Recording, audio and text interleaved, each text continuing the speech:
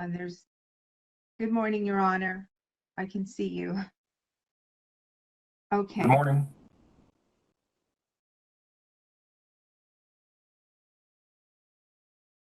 Okay, as long as I can hear everyone clearly, I'm ready.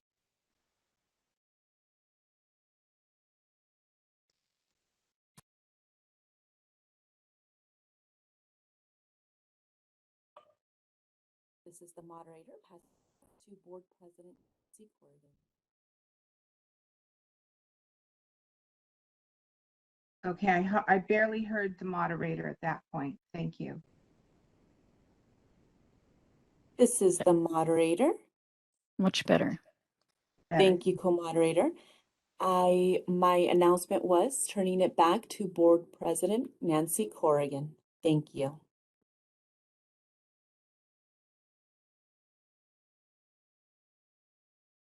Well, thank you everyone for all the efforts this morning, and I think we're ready to begin. I want to call to order and welcome you to the November 18th, 2021 California Board of Accountancy meeting.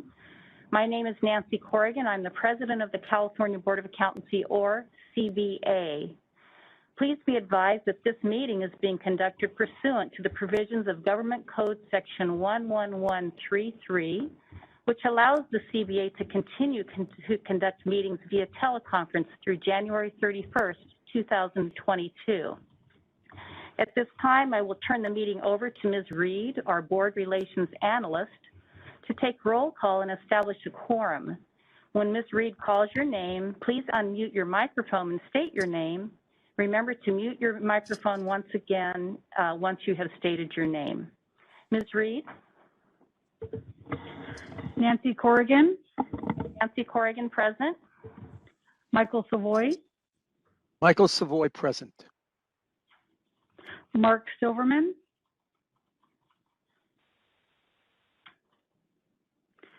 Mary Jiang. Sorry, was Mr. Silverman present? I didn't hear anything.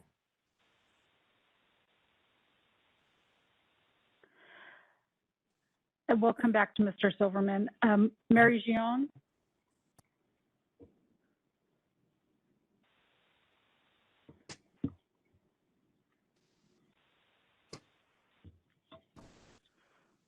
Mary Jiang.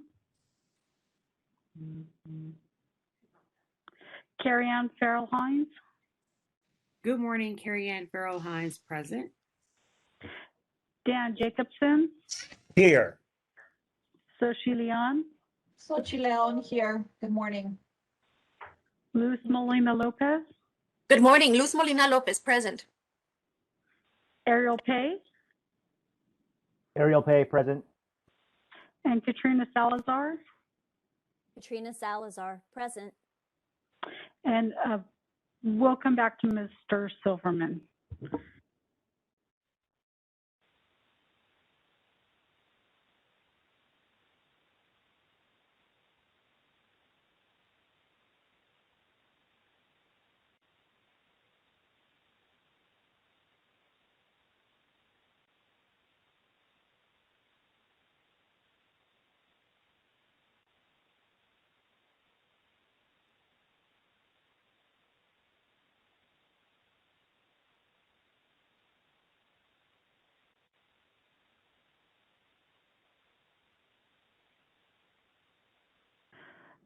Mr. Silverman, can you hear us?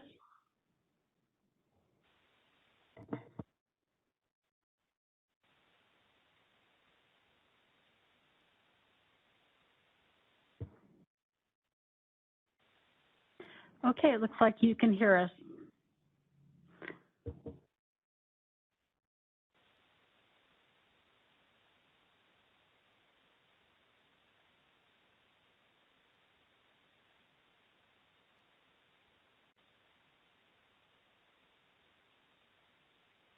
Okay, we have a quorum. Thank you, Ms. Reed. Then we're ready to proceed. And I would like to thank CBA staff and the solid team for their assistance in facilitating this virtual meeting. I appreciate the professionalism and level of quality of our materials and our meeting format that go toward making us a successful board. The CBA's mission is to protect consumers by ensuring only qualified licensees practice public accountancy in accordance with established professional standards. This mission is derived from the statutory requirement that protection of the public shall be the highest priority for the California Board of Accountancy in exercising its licensing, regulatory, and disciplinary functions. Whenever the protection of the public is inconsistent with other interests sought to be promoted, the protection of the public shall be paramount. At this time, the board will convene into petition hearings, followed by closed session.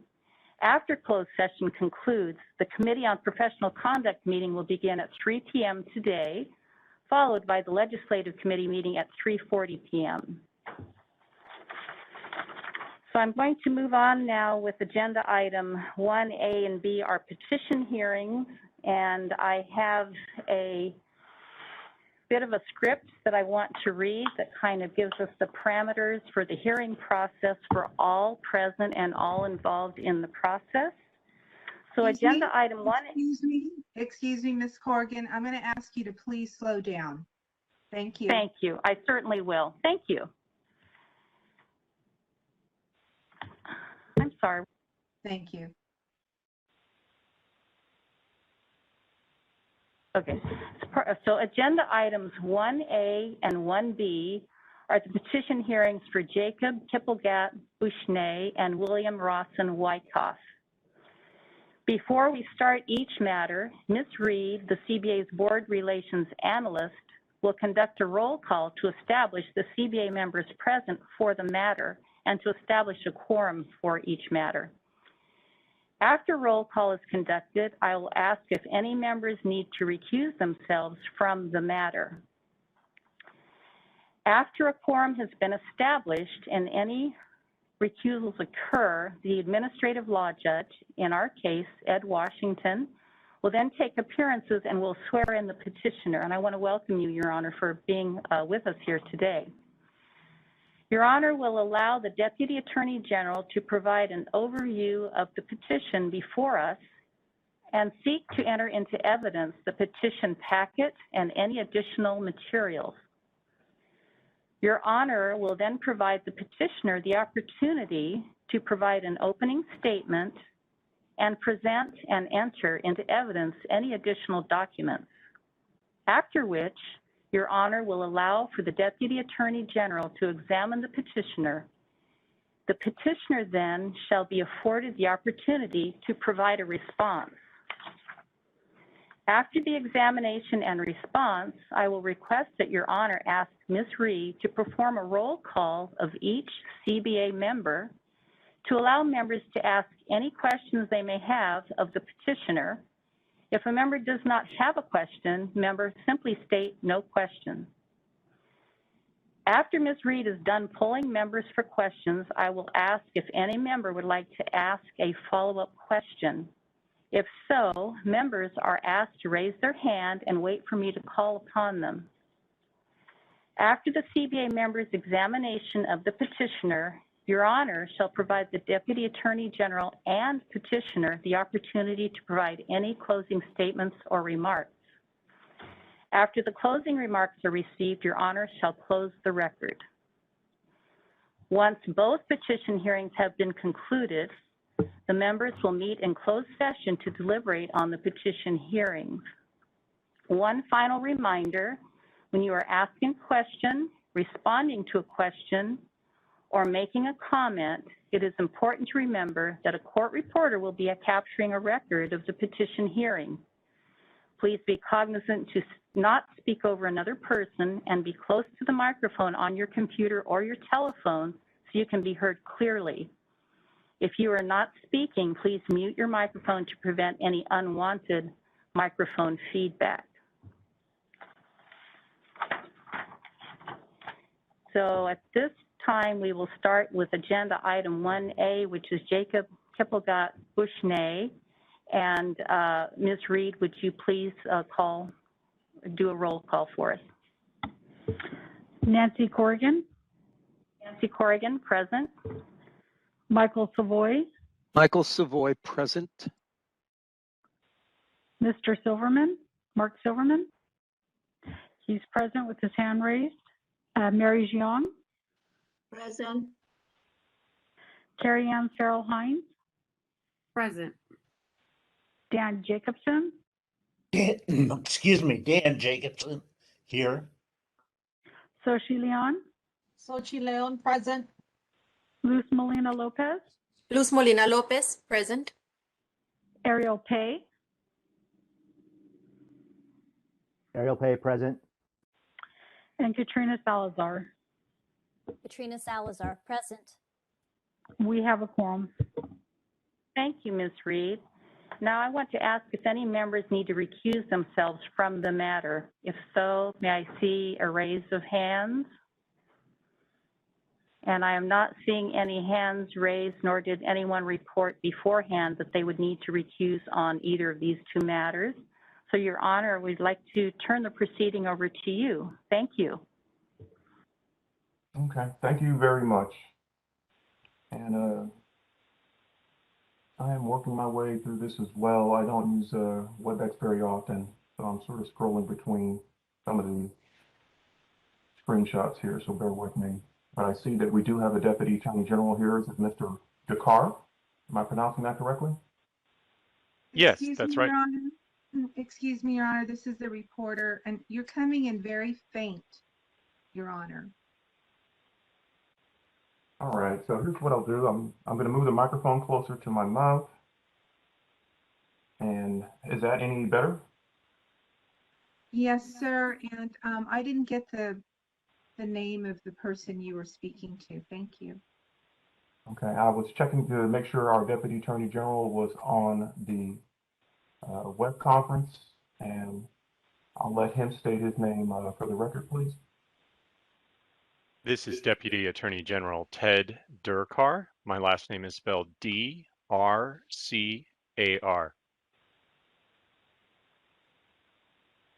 Okay, and just to be sure everyone can hear me okay, I do want to confirm that I'm using the correct microphone. So again, I know it's after 9, but just bear with me here 1 second.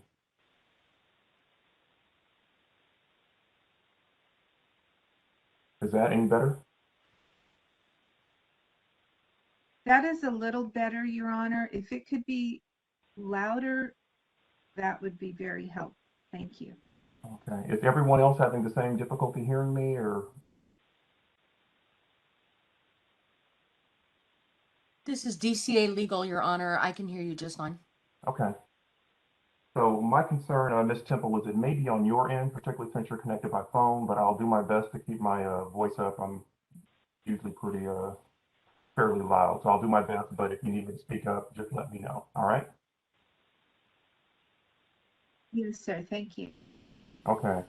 And do we have the petitioner on the call? Again, I'm scrolling between screens here. I'm not sure if I'm doing this correctly, but I'm not sure I see the petitioners on the call. Maybe someone could clarify for me. I don't see Mr. Vicini in any box that I'm looking at right now. Your Honor, he is. I do see his name listed. You do? Okay. As long as he's here. All right. Mr. Vicini, can you hear me just fine? I can hear you, Your Honor.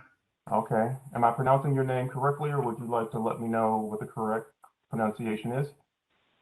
That's okay, Your Honor. My last name is Bouchenet. It's a French last name. The spelling actually doesn't help with the pronunciation, but it's pronounced Bouchenet. Bouchenet. Yes, Your Honor. Okay. Well, good morning. So before we get started, normally if we were meeting on site, I would talk to you a little bit about these proceedings. I assume you have not done this before. Is that correct? Yes, Your Honor. Okay. Well, President Corrigan has gone through essentially how this matter will proceed in terms of the order. But I want you to understand that obviously what we're interested in hearing when you testify is we're interested in hearing about whatever information you think best supports your petition. But keep in mind that we've reviewed and have the petition materials, so you don't have to go through everything line by line. But I would encourage you to emphasize the things that you think are the most persuasive portions of your petition. Understand? Yes, Your Honor. Okay, a couple of ground rules we should follow also because we have a court reporter here that's taking down everything that's being said. We want to be sure we speak loudly and clearly, particularly since we are connected via video and telephonic conference. And it is extremely important that we speak one at a time. So to the extent you are asked questions, please be sure that you wait until the question is complete before you provide a response. And everyone who is asking questions will do their best to make sure you have completed your response before asking another question. Understand? Yes, Your Honor. Okay. We also want to avoid terms or sounds like uh-huh, mm-hmm, and mm-mm, because again, those are very difficult to interpret and we want to be sure we create a clear transcript. Understand? Yes, Your Honor. Do you have any questions for me before we get started? Not for now, Your Honor. Okay, if anything comes up along the way, please bring it to my attention. This is the moderator. I apologize to interrupt you, Judge and Jacob. Jacob, if we can do a quick video check, if we could have you troubleshoot the video feed to see if there's a way to flip the video positioning, because I think it's positioning outwards and not inwards, and we can't see you. We would need to see you.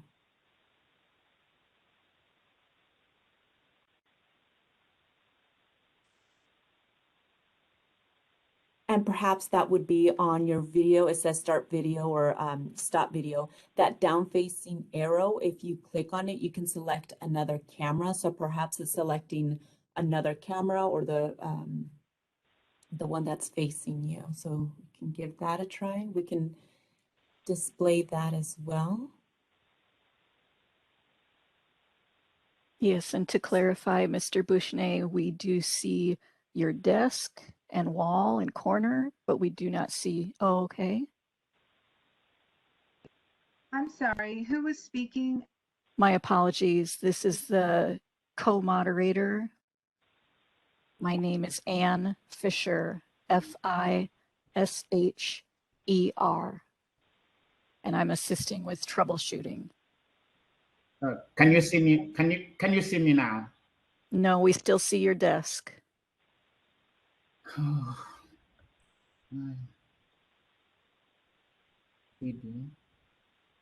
Settings.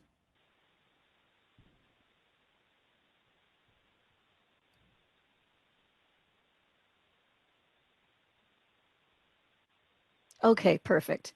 Thank you.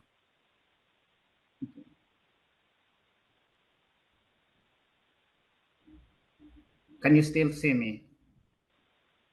Yes, we can see you perfectly. And my apologies for the interruptions, Judge. that's fine. So this is Judge Washington, and yes, we can see you just fine. And I believe we are ready to proceed. You said you did not have any questions, correct, Mr. Bushnay?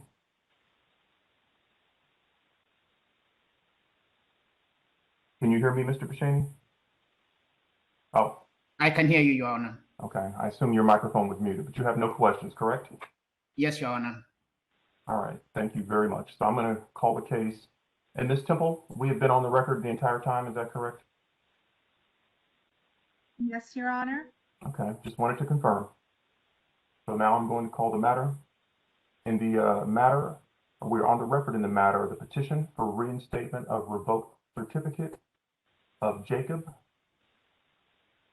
Kiplagat Bushnay.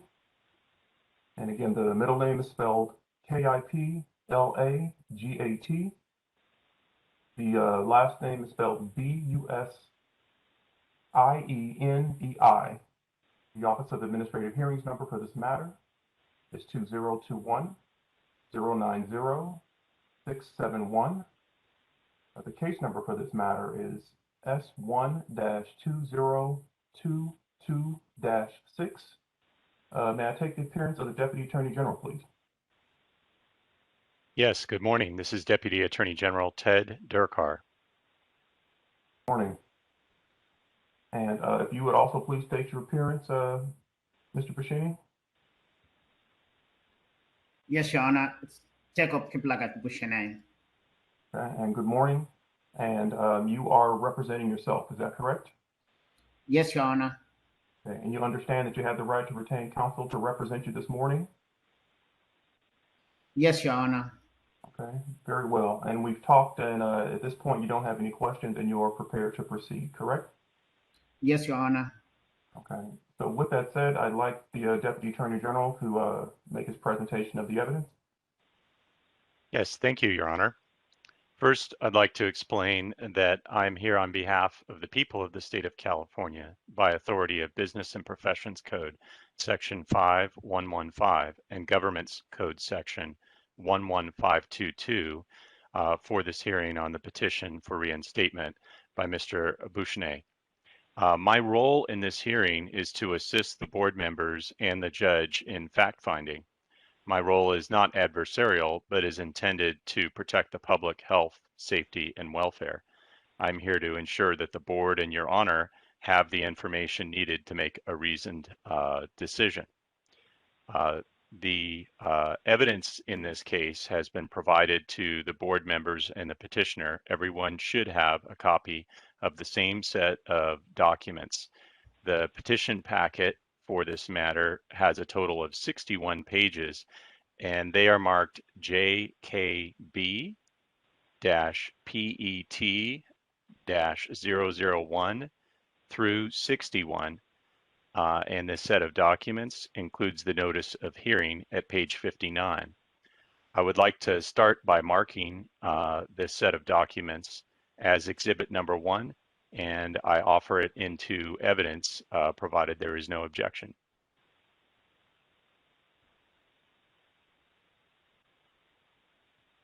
Okay, and again, I apologize. I'm having some technical difficulties. I see on my screen I am frozen, and I'm not sure why. I can hear you, Your Honor. Okay, well, then that will have to do for now. So you wanted Exhibit 1 marked for identification, and did you request that it be admitted? Yes. Okay.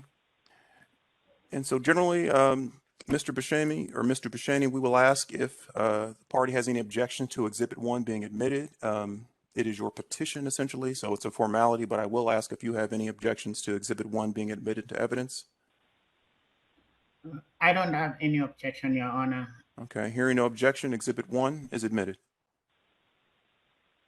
Your Honor, if you're so inclined, I'd like to provide a summary of significant matters in the evidence packet. I would appreciate that. Yes, you may proceed.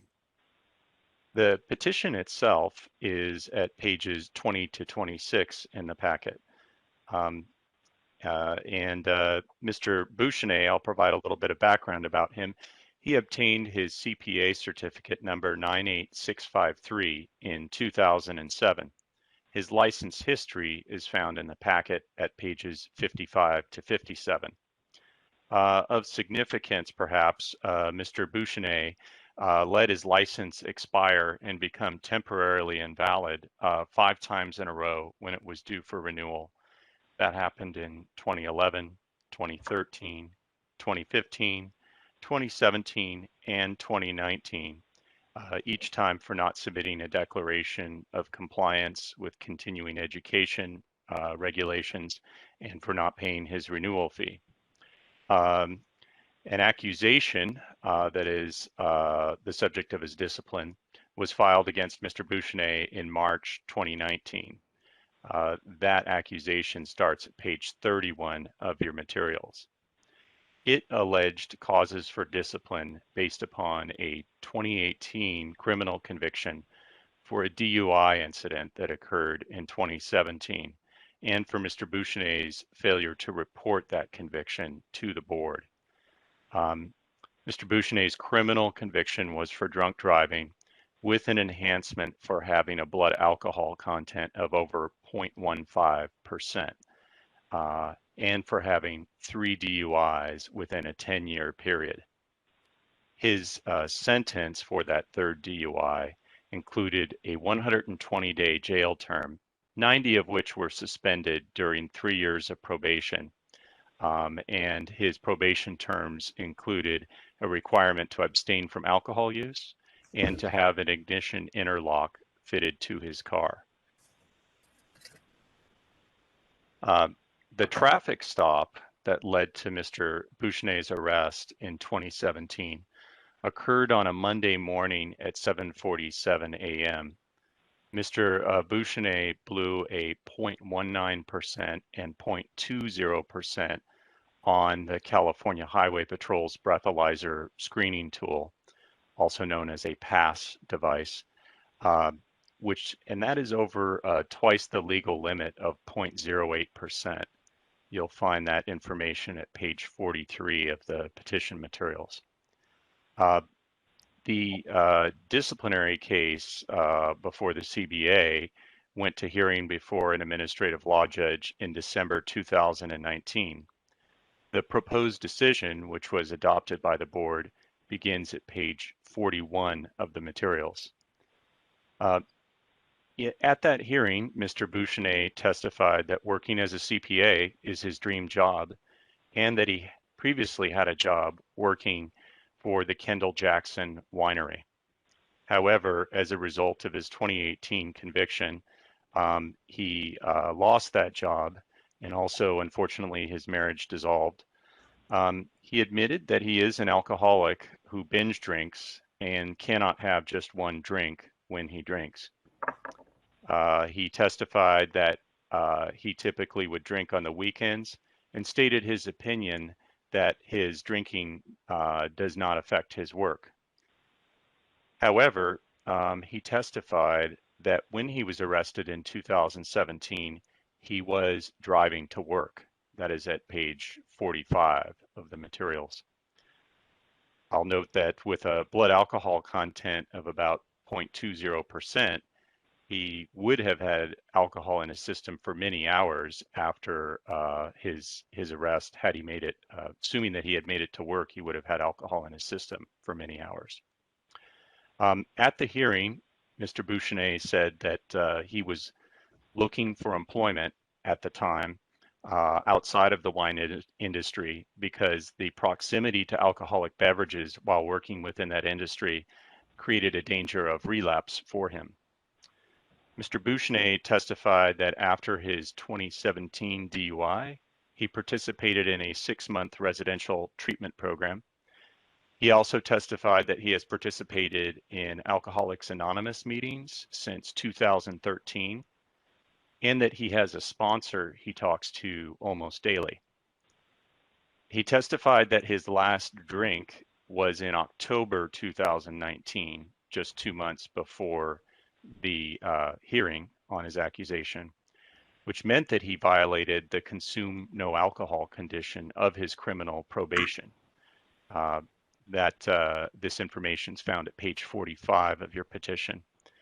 Mr. Bouchenay acknowledged that he has had 5 relapses from sobriety, and the administrative law judge's decision made note of Mr. Bouchenay's failure to provide any records of his participation in AA or the residential treatment program, and that he submitted no reference letters.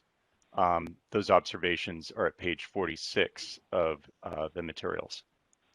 The administrative law judge concluded that revocation was necessary to protect the public and that probation was not a viable alternative at that time, given the depths of Mr. Bouchenay's longstanding addiction, his continued drinking in spite of the most severe consequences, and his violation of criminal probation by drinking.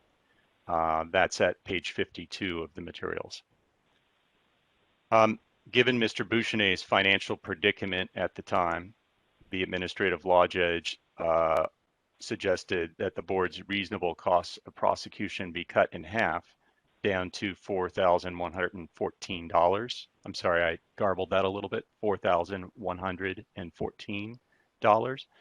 That's at page 54, and that was adopted by the board. Mr. Bouchenay's license was revoked by this board effective February 2020, and the board's decision and order is at pages 39 and 40 of the materials. That concludes my summary of the case. Mr. Bouchenay has the burden of proof to establish his rehabilitation by clear and convincing evidence. So once his presentation is done, I will have some questions for him. Thank you, Your Honor. Thank you very much. And so, Mr. Bouchenet, are you ready to testify in support of your petition? Yes, Your Honor. Right. First, I really want to thank the board and thank everybody for giving me this opportunity. And Would you please raise your right hand? You may sit. It's okay to sit. Do you solemnly swear or affirm, under penalty of perjury, that the testimony you provide today will be the truth, the whole truth, and nothing but the truth? Yes, I do, Your Honor. All right, thank you very much. You may lower your hand. And now that you're under oath, would you please state and spell both your first and last name for the record? Yes, Your Honor. My first name is Jacob, Jacob. My middle name is Kiblagat, Kidlagat. And my last name is Bouchenet, spelled B as in boy, Usienei.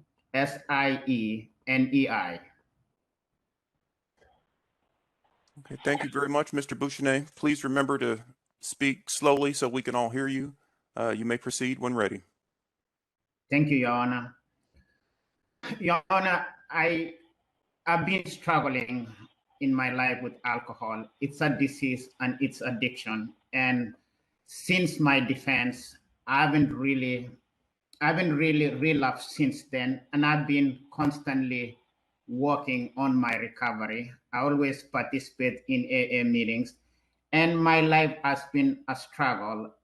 During 2017, and I'll say from 2012, I've been going through a tough period. In 2012, I lost my house through foreclosure, and I started falling into alcohol, which it turns out I'm addictive. It runs in my family, and it's a disease, Your Honor.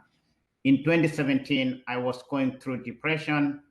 I just gotten divorced by my wife. I lost my kids, and I was in a tough period. But I will be here today and say I've been getting help. I went for rehab in Henry Hollow in San Francisco, and I can provide the letters thereafter to prove. I'm sorry, Tim. I'm sorry. Did you say? I'm sorry, Your Honor. What did you say, Ms. Temple? Yes, Your Honor. Did the witness say he went to rehab in San Francisco? Thank you. Yes, I did. I went for 6 months residential rehab in Henry Hollow, San Francisco. Okay, you may continue, but please remember, slow down just a bit. You had another question, Ms. Temple? Yes, sir. I didn't understand. He went to rehab in San Francisco. Did he mention the name of the facility? I didn't get that. Thank you. Yes, ma'am. The facility is called Henry Hollow, and I can email that after this meeting to. Okay. Let me help you out with a couple of things that are happening here. So obviously, if I have questions or the Deputy Attorney General has questions, we're asking you to elaborate so that we have an understanding. With the court reporter, her job is strictly to take down the words that we are saying. So if she has a question, what she is asking you to do is simply repeat or clarify something that you've already said. I know it can be a bit confusing, but she just wanted clarity as to whether or not you mentioned the name of the facility. And if you didn't, then please say that you didn't mention the name of the facility. Does that make sense? Yes, Your Honor. Okay. So you may continue, but please remember, slow down just a little bit so we can all hear you clearly. And I'm taking a few notes, and the court reporter is also trying to understand what you're saying and keep up as well. All right? Yes, Your Honor. I'm sorry, I'm a little bit nervous. It's completely understandable. You may proceed. Yes, I did went to area for 6 months, and I provide the name of the facility. It's called Henry Hollow. Can you spell that for us? Thank you, Your Honor.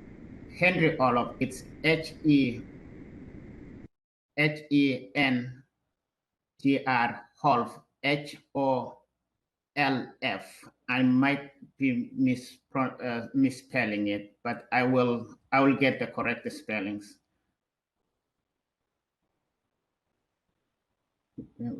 Okay, you may continue. Okay.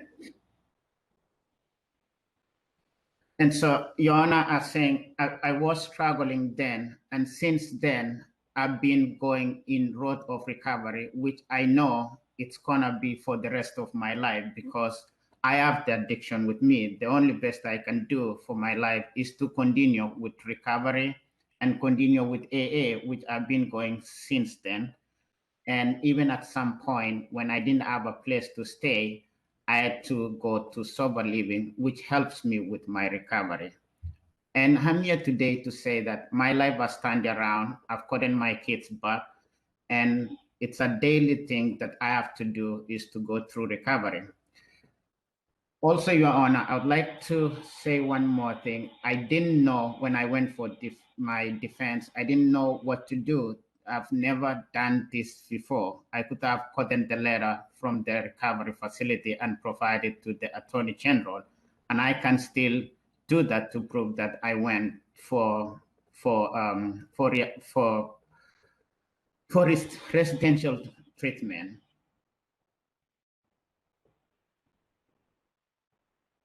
So what I'm asking today, I know I've made a personal mistake due to struggling with alcohol addictions, but also I want to say that all my career as an accountant, which is my dream, it's the only thing I have with me. I've never really used my academics as an accountant or a CPA to defraud my employer or done anything that's directly linked with my academics. I've never used my knowledge. I've never used my profession to take advantage of the public. I'm here only because of my personal failures. And I do know that personal failures can also affect my profession. And I'm only asking for a second chance.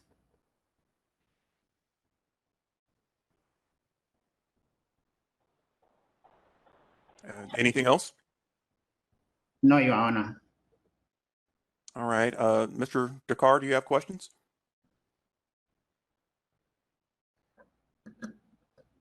Sorry, I just had to unmute myself. Yes, I do. You may proceed. Thank you. Mr. Bouchenet, could you please provide us with a summary of your career in accounting? Yes, sir. So I can start with my academics. I was born and raised in Kenya. I was born in a village, and I came to US to go to college on a full scholarship in New Orleans, Tulane University. I graduated with double major in accounting and finance in the year 2002. How I started my accounting career, I was recruited by a company here in Sonoma, which was called Ashland when I was in college. I never even knew where Sonoma is, and that's how I came to California. Can you spell the name of the, I believe you said Ashland? Ashland. Ashland is spelled A-G-I-E-L-E-N. It's a breakaway company that break from the HP computer. Okay, A-G-I-E-L-E-N. Yes, Your Honor, like Ashland. Thank you. You may continue.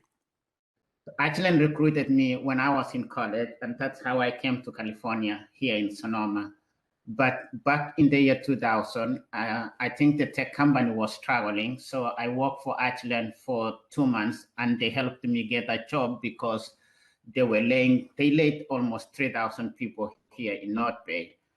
And that's how I started my career with Kendall Jackson, as the attorney mentioned.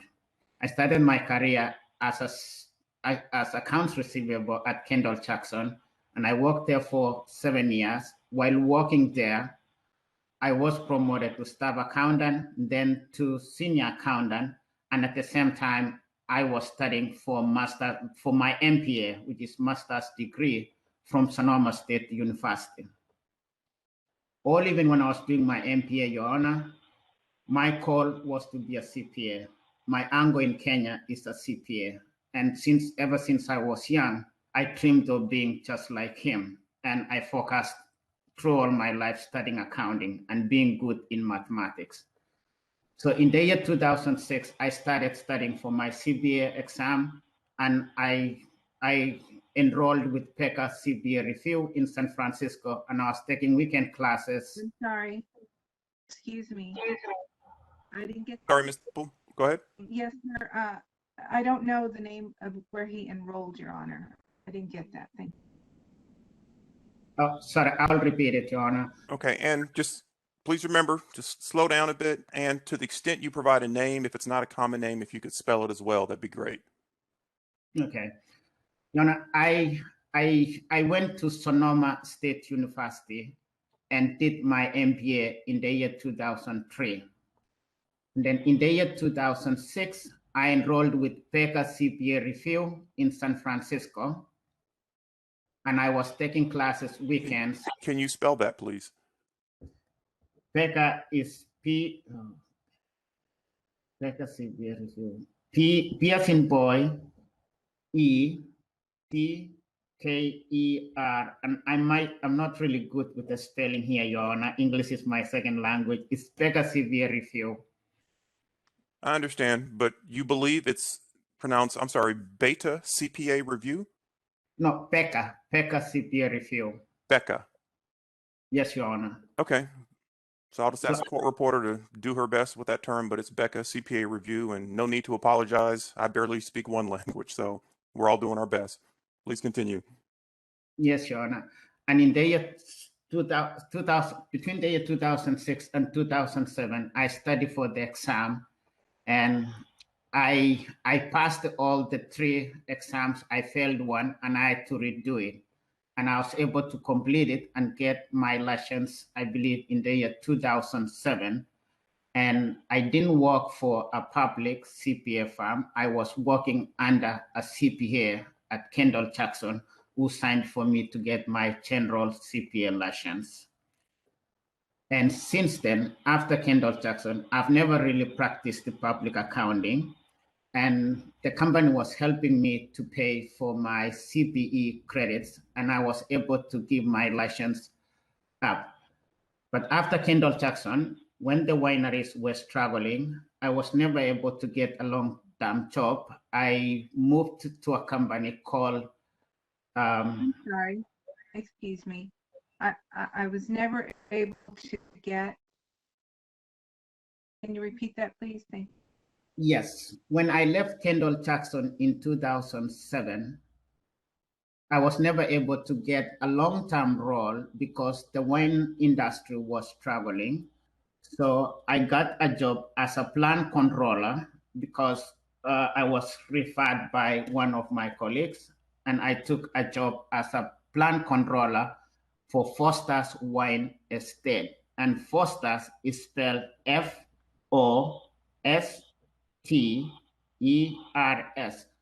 Foster's is a publicly traded company in Australia. It's a foreign company that was doing business in Napa and Sonoma.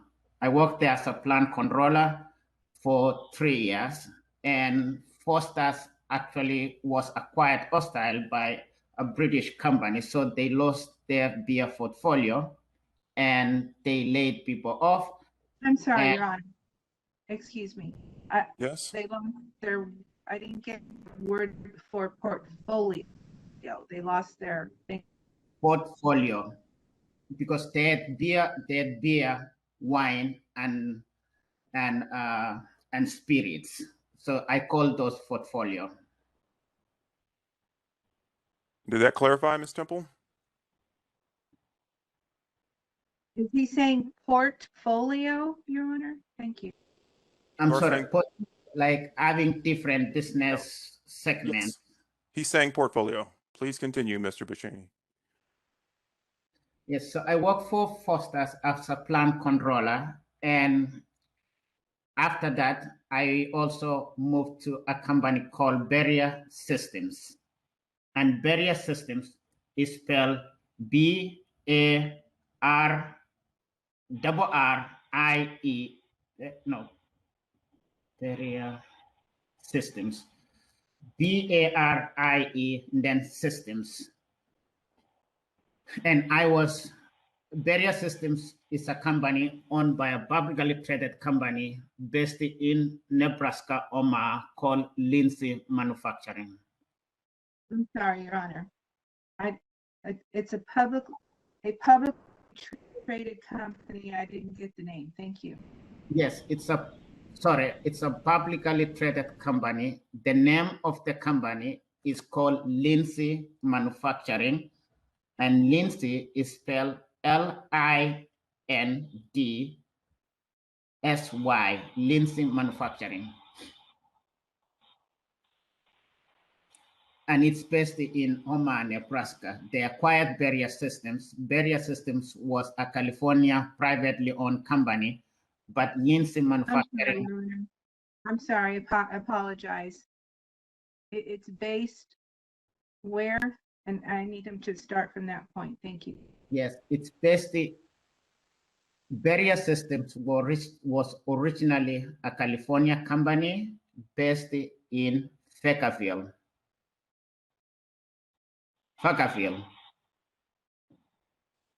Are you having difficulty hearing the witness, Ms. Temple? I do know that when you make comment, for me to hear what you're saying. No, I'm sorry, Your Honor. I hear him loud and clear. I'm just not understanding some of the words clearly. Did he say Vacaville? Vacaville. Yes. I'm sorry. Vacaville, California.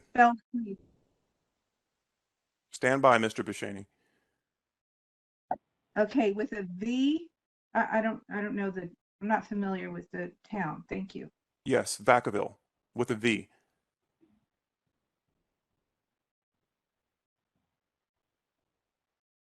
You have it? And I believe he provided another location before that. He said Omaha, Nebraska. I assume you do have, right? Yes, Your Honor. Thank you. Okay. You may continue, Mr. Bashani. Thanks, Your Honor. And Linda, to clarify, Lindsay is based in Omaha, Nebraska. Lindsay purchased Beria Systems. Beria Systems was originally California company. And I'll repeat, Lindsay is a publicly traded company. And I was the head of finance for Beria Systems for 3 years. And in 2012, Lindsay Manufacturing decided that they didn't need a finance department in California, and they moved the role to corporate and transfer all non-production nor engineering operations from California to Lindsay Manufacturing. So from there, I lost my job there, and I stayed home for 6 months. Part of the reason why my career was at least temporarily stopped is because my youngest child, Abigail, was born prematurely, 3 months prematurely. So I spent almost 3 months staying in the hospital, and I took time off from work. After that, I went back to the workforce. I was doing temporary jobs, helping companies set up their ID systems, setting up their accounting systems under CAP, because I was really good at it. And I worked for Sonoma Creamery as Director of Accounting and Finance. Okay, this is the judge. Can you specify what year that is also? You've given us quite a bit of information. I want to be sure I'm on track in terms of what year that was. You started working for, I believe you said Sonoma Creamery? Yes, Your Honor. That year was towards the end of December 20. It was towards the end of 2012. I started working for Sonoma Creamery as a contractor. I worked for Sonoma Creamery for the whole year of 2013, and that contract ended after I'd accomplished what Sonoma Creamery wanted me to do for them, which included training accountants, setting up their ERP systems, and making sure that the accountant that I hired, I trained the staff accountants, and also walked them through the external audit, and I finished all that. After that, I took a second contract for a company called Wilson Farms as a CFO/controller interim. And the reason why it was interim. Sorry, Your Honor. Excuse me. Yes. Yes, sir. The company is called Wilson Fans. Wilson Farms. Farms spelled as Farms. Ferns. Yeah, just like a farm, like for agricultural purpose. Sorry, Your Honor. That's okay. Thank you. F-A-R-M-S, farms. Yes, Your Honor. Just Wilson Farm. Stand by, Mr. Bushani. So sometimes I need to help the court reporter a bit, so just stand by. You have it, Ms. Temple?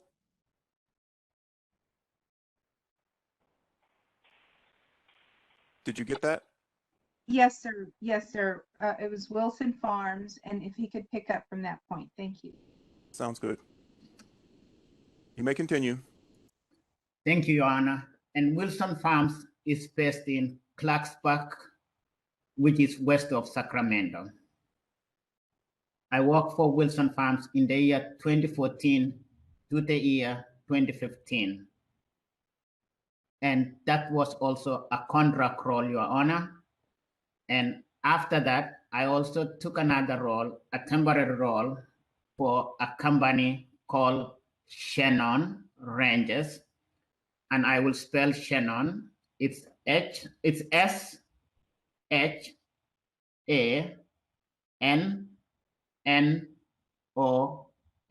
Shannon Ranges.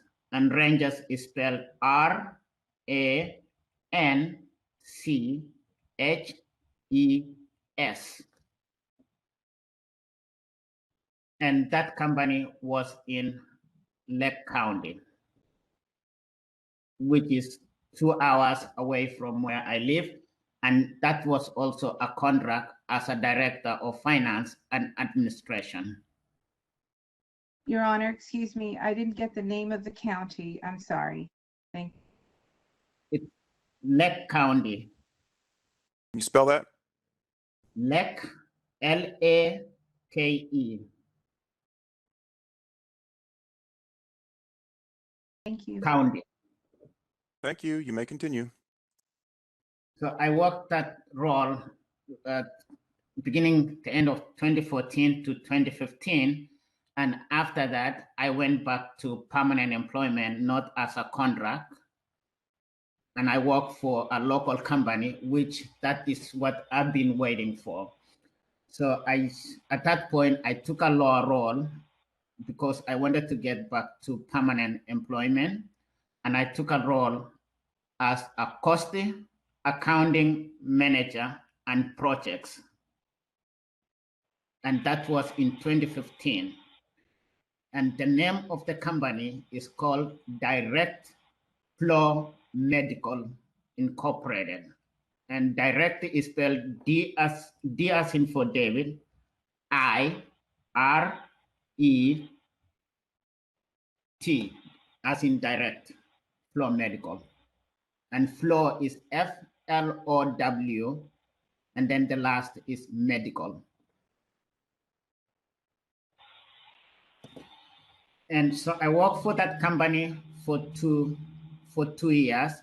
And unfortunately, the company went bankrupt December of 2016.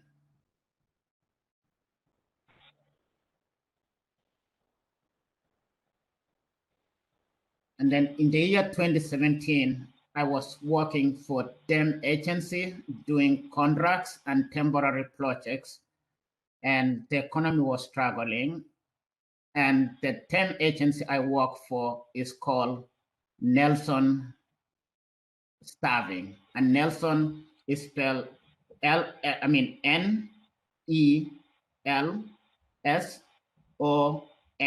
Staffing, which is based here in Sonoma. So I took different roles, and they gave me an assignment to work for a company in Napa Valley called Ren Acquisition.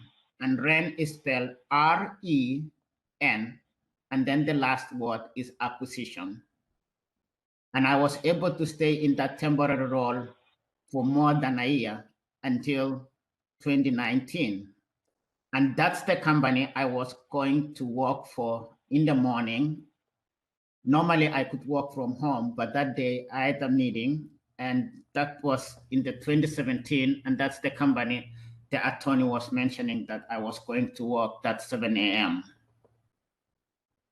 And after rent acquisition, I was able to get a job back here in Santa Rosa for a company called Cba Went as a director of costing and inventory for finance. And I worked there beginning 2020. And I have to be honest, like I lost that job. Part of it is because in my resume, I had to remove the word CPA because my CPA license was revoked. And I had to change my LinkedIn to just say, I have an MPA, I don't have a CPA. Unfortunately, most of my colleagues are people who knew that I had done my CPA and I was a CPA, and they were wondering why I wasn't a CPA.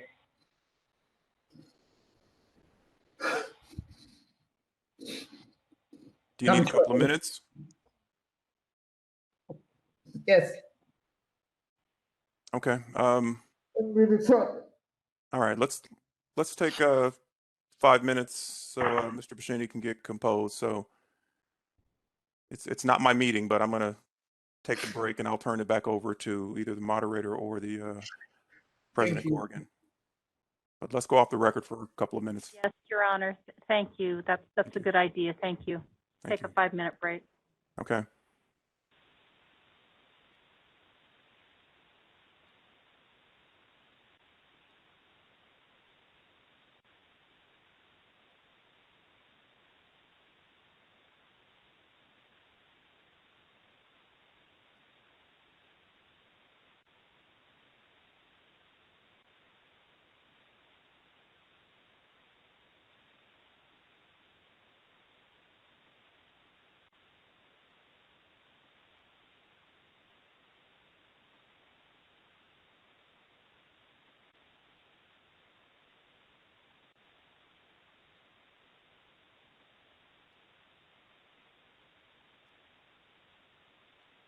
This is the moderator. If we can do a quick mic check with Mr. Jacobson. I'll send a request to unmute your microphone. I unmuted it myself and I can hear you, Nancy. Awesome. Thank you. This is the moderator, by the way, Mr. Jacobson. Thank you. Thank you. I seem to be back on board. Thank you. Thank you very much.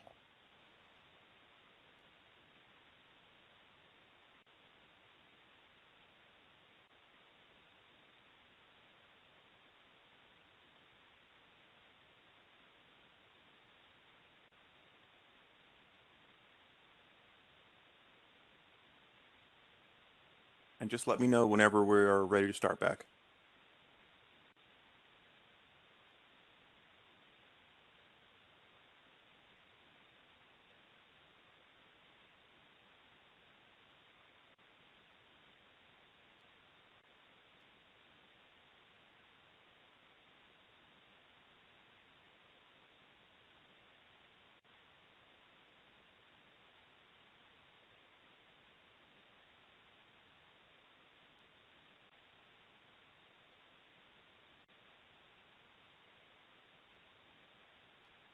This is the moderator. Judge, we are ready to continue. Thank you.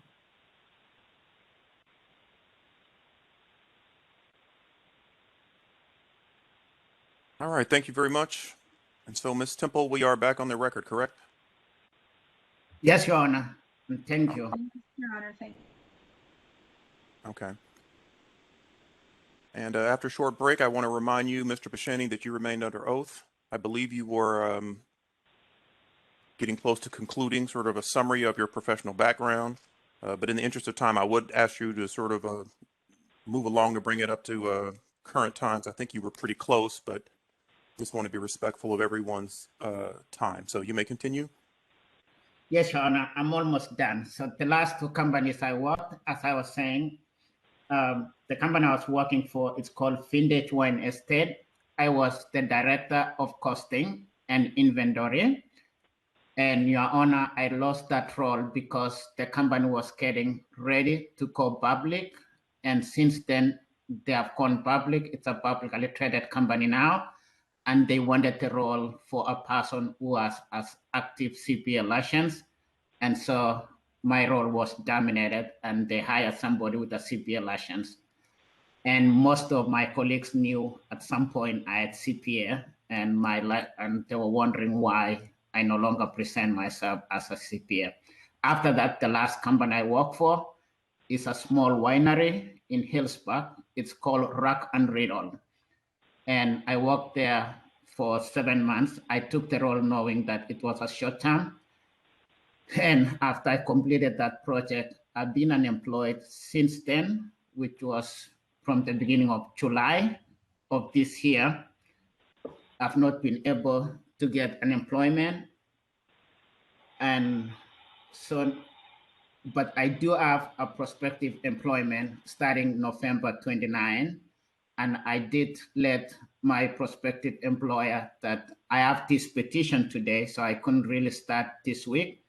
And also my coming employment also requires me that I get through this petition and make sure I get back to having my license back. And the company is willing to help me get back to doing all my CPEs and get back to active license. And I can provide the offer letter to the Cal CPA board via email. Okay, thank you.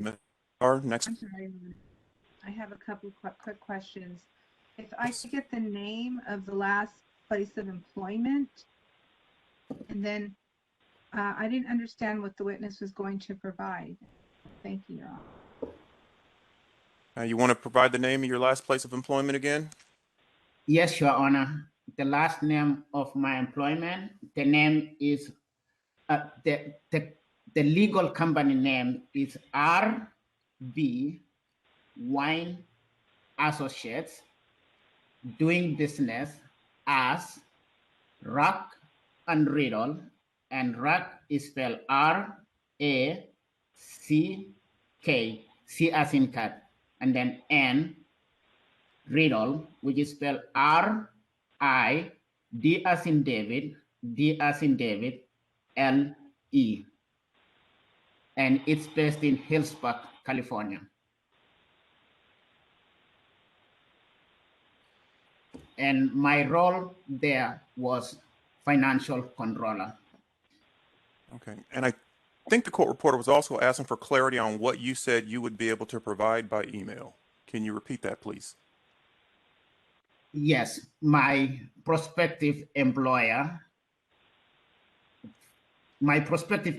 for a role I applied, and I informed them that I'm waiting for this petition so I can get my CPA license, and I can provide that.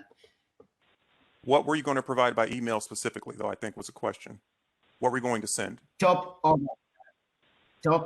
offer letter. Job Employment offer offer, Your Honor. Yes, Your Honor. Thank you. You may continue, counsel. Mr. Bouchenet, are you still on criminal probation from the 2018 conviction? No, it ended this year. It was a 3-year probation, sir. What month did it end this year?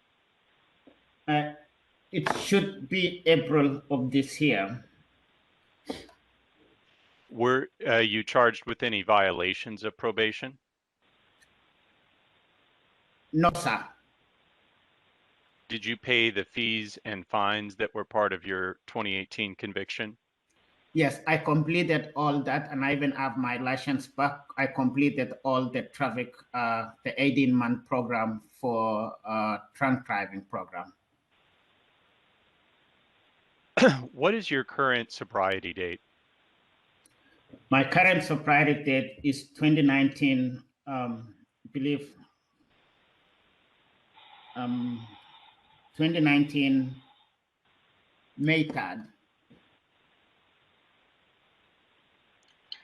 Mr. Bouchenet, I believe you testified in the December 2019 administrative hearing that you had consumed alcohol as recently as October 2019. Is that correct? My apologies, Counsel. It has been really long, and I might not have the exactly dates. As I said, I had relapsed before, so I can't really remember the exactly date. My apologies. I can't really recall that. It has been a long time ago. Since the hearing in December 2019, have you done anything to rehabilitate yourself with regard to alcoholism? Absolutely, sir. I've continued to stay with AA, and I have a lot of support from my family, and also my church is helping me a lot, and also spending time with my kids and doing other things to take me out of depression, because my problem, Counsel, is not just alcohol. My problem also is I'm going through trauma growing up, and I think during my defense, I did explain to the church, I had a lot of trauma in my childhood. I grew up in a polygamous family. My dad was abusive to my mom. And sometimes part of my alcoholism is driven by depression. And I don't really mean to add that, but I'm trying to be honest to let you know what my life has been. So are you under treatment for the depression? Are you getting help with that as well? Yes, I'm getting help from that with Kaiser. Could you tell us a little bit about that? Are you engaged in some sort of regular therapy sessions? I could tell you a little bit of it. You know, when my doctor is based in Kaiser, and when I was traveling, and he had told me, and part of it, it's not really easy it's not really easy for me to go through what I go through in depression. But at some point, it did tell me that you might think your problem is alcohol, but you have something bulking you that always defaults you to that. So anytime you're depressed, it brings it back. And so they referred me to Kaiser psychiatrist. And it's not something that I do daily, but I do anytime they give me a hotline that if I feel like I'm depressed, just call this hotline.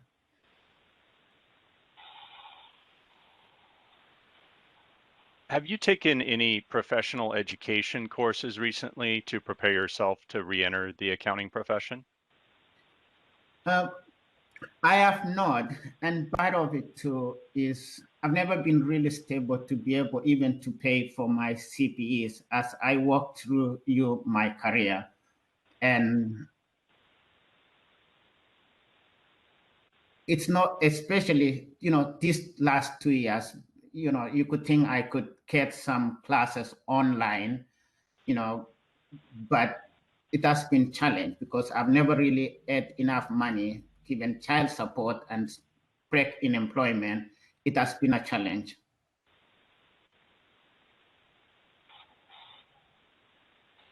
The decision that the administrative law judge wrote after your December 2019 hearing noted your failure to provide documentation of your participation in AA or residential treatment and noted the absence of reference letters. Why didn't you provide that sort of material for your petition that's being heard today? Counsel, I went to that. I went to the hearing for my defense, and to me, I didn't know what to provide. I've never gone through this. Even if I sit here, for me, I just want to speak my truth, speak my heart, and ask for mercy. And when you go to AA, if you go to AA, and when you are in AA meeting, if you are forced by the court to provide a log, then they will give you a sheet so that you go, and when you go back to the court, you take that sheet. But if you're going to AA on your own willing, for your own self-help, for your own LD, you just go to the meeting, and it's Alcoholics Anonymous. So you can just go and say, can you sign something for me? So I didn't know what to ask for my AA preference as to what they can write for me. So, and I didn't know how even to approach it. All I know is, and most of the AA for the last 2 years, is you just do it on Zoom. So there's nothing I can easily provide and say, I went to AA today, but it's for me. You know, I can't just sit here and say I'm going through recovery because, you know, to prove to somebody else. It's just for me, for my own soul. But I don't know how I could get it. Counsel, in my view, I could have provided it. All right. Well, I'll just note that petitioners like yourself are permitted to call your sponsor as a witness, or you could have a letter from your sponsor. You're permitted to provide that sort of information in a number of different ways. But I'll move on. Do you feel that you have people that you can turn to if you're tempted to relapse into drinking? Yes, Your Honor, I do. I do have since then, since my petition, and it's something I've been doing on my life. I have my nephews here. I have family now. Before, when I came to California, it used to be just me and my wife from the same tribe. We didn't have anybody to lean on. And when the two of us were not getting along, we didn't have a family to lean on. But now things have changed because I have my nephews, I have my brother, I have my sister. But above all, I have my daughters. My oldest daughter, Ashley, she's 17 and she's getting ready to go to college next year to UCLA. And I'm happy she wants to be an accountant too. And so my kids and my church, I'm a Catholic and I go to church every Sunday. My priest helps me. I'll say my priest and Catholic charities have helped me the most. Yes, AA is there, but my church has been the one which has been my backbone and my family. Thank you, Mr. Bouchenet. I believe some members of the board may have questions for you now. Your Honor. Thank you, Counsel. Okay, thank you very much. So I will turn it over to Ms. Reed for questions from the board. You may begin when ready, Ms. Reed. Mary Jiang. Yes.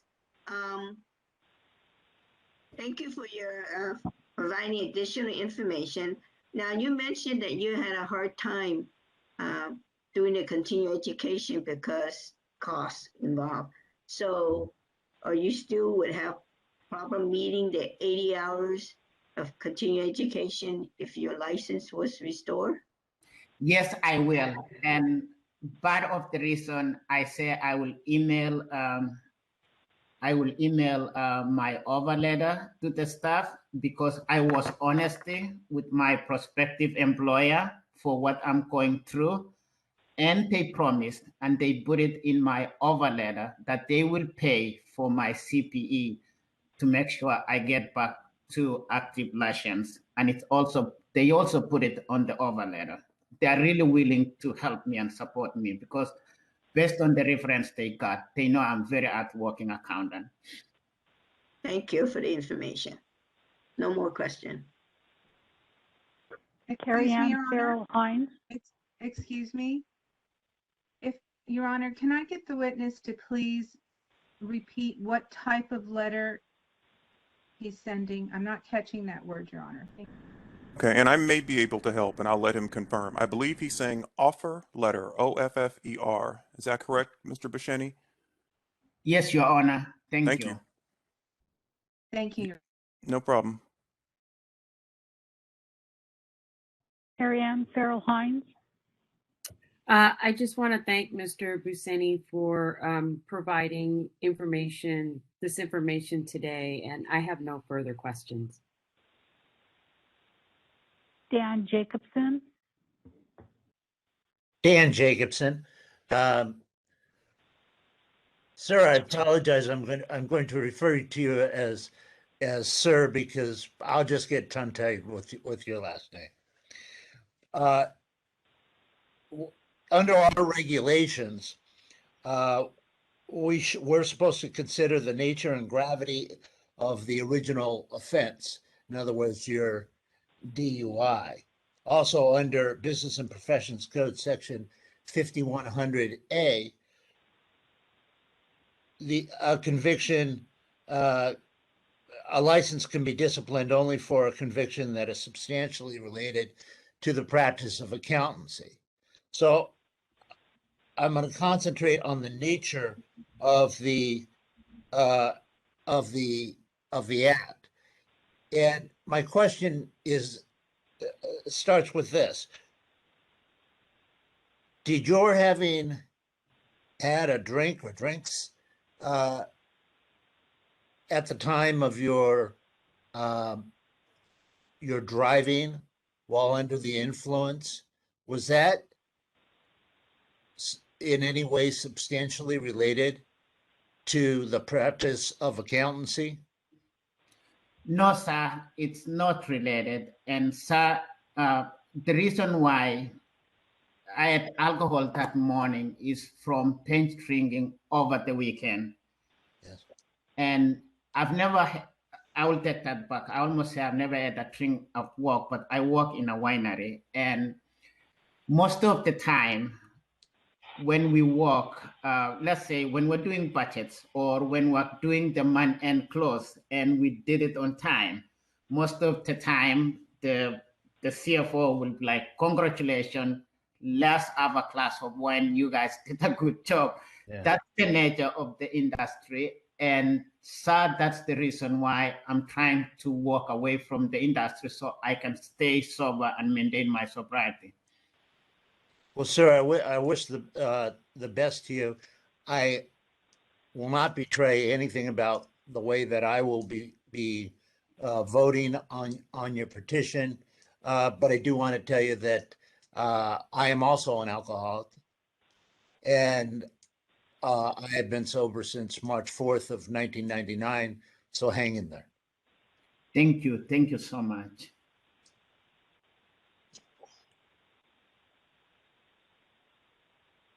That concludes my questioning. Thank you so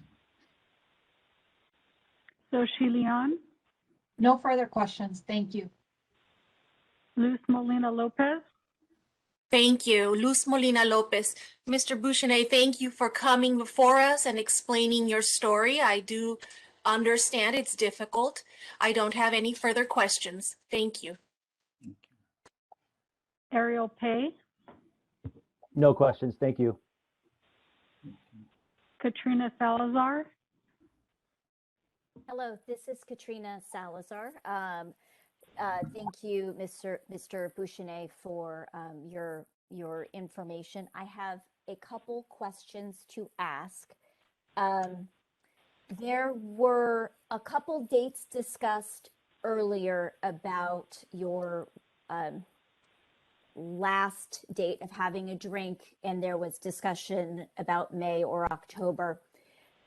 I recall my note said it was a long time. I wanted to ask if your definition of long time is a year or so, and if you can just clarify what a long time is to you without addressing a date, because I appreciate not recalling a specific date. Thank you. I couldn't just recall the specific date, and my apologies. Again, I don't really want to lean that English is my second language, and sometimes I might not use the right word. To be honest with you, I couldn't just recall it, and also me being alcoholic, I really don't have such thing as long time. Being an alcoholic is just, I live day by day. I sometimes just pray to God, just give me today.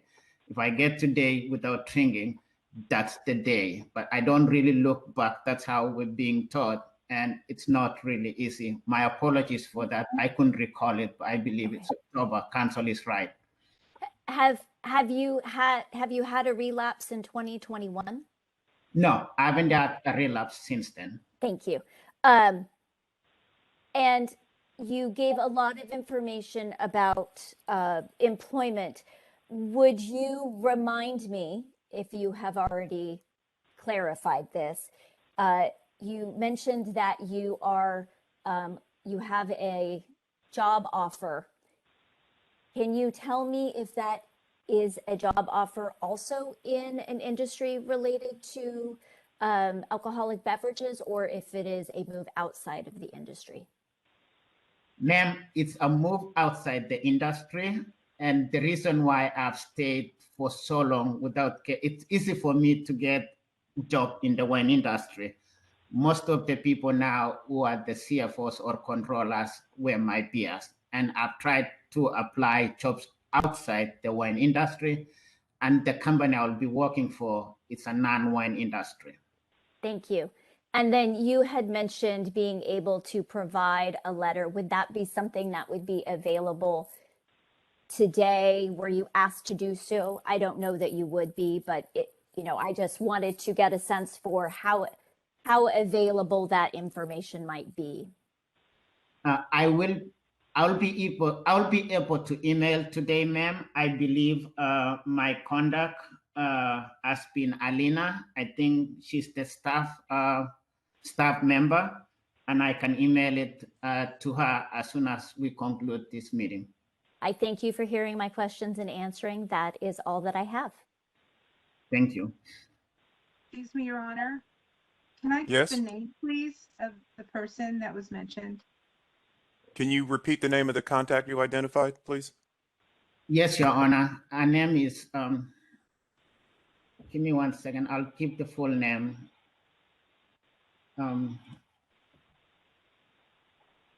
Just give me 1 second, Your Honor. Her name is Alina. It's spelled A-L-I-N-A.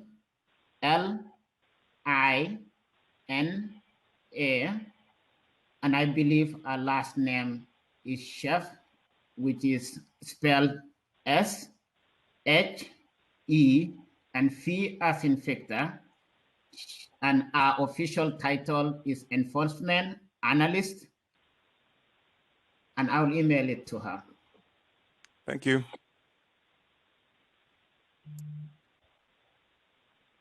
Michael Savoy, No questions, thank you. Mark Silverman,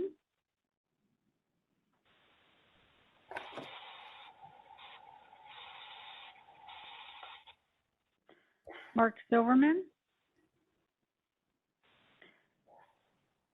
Nancy Corrigan. Thank you. No questions?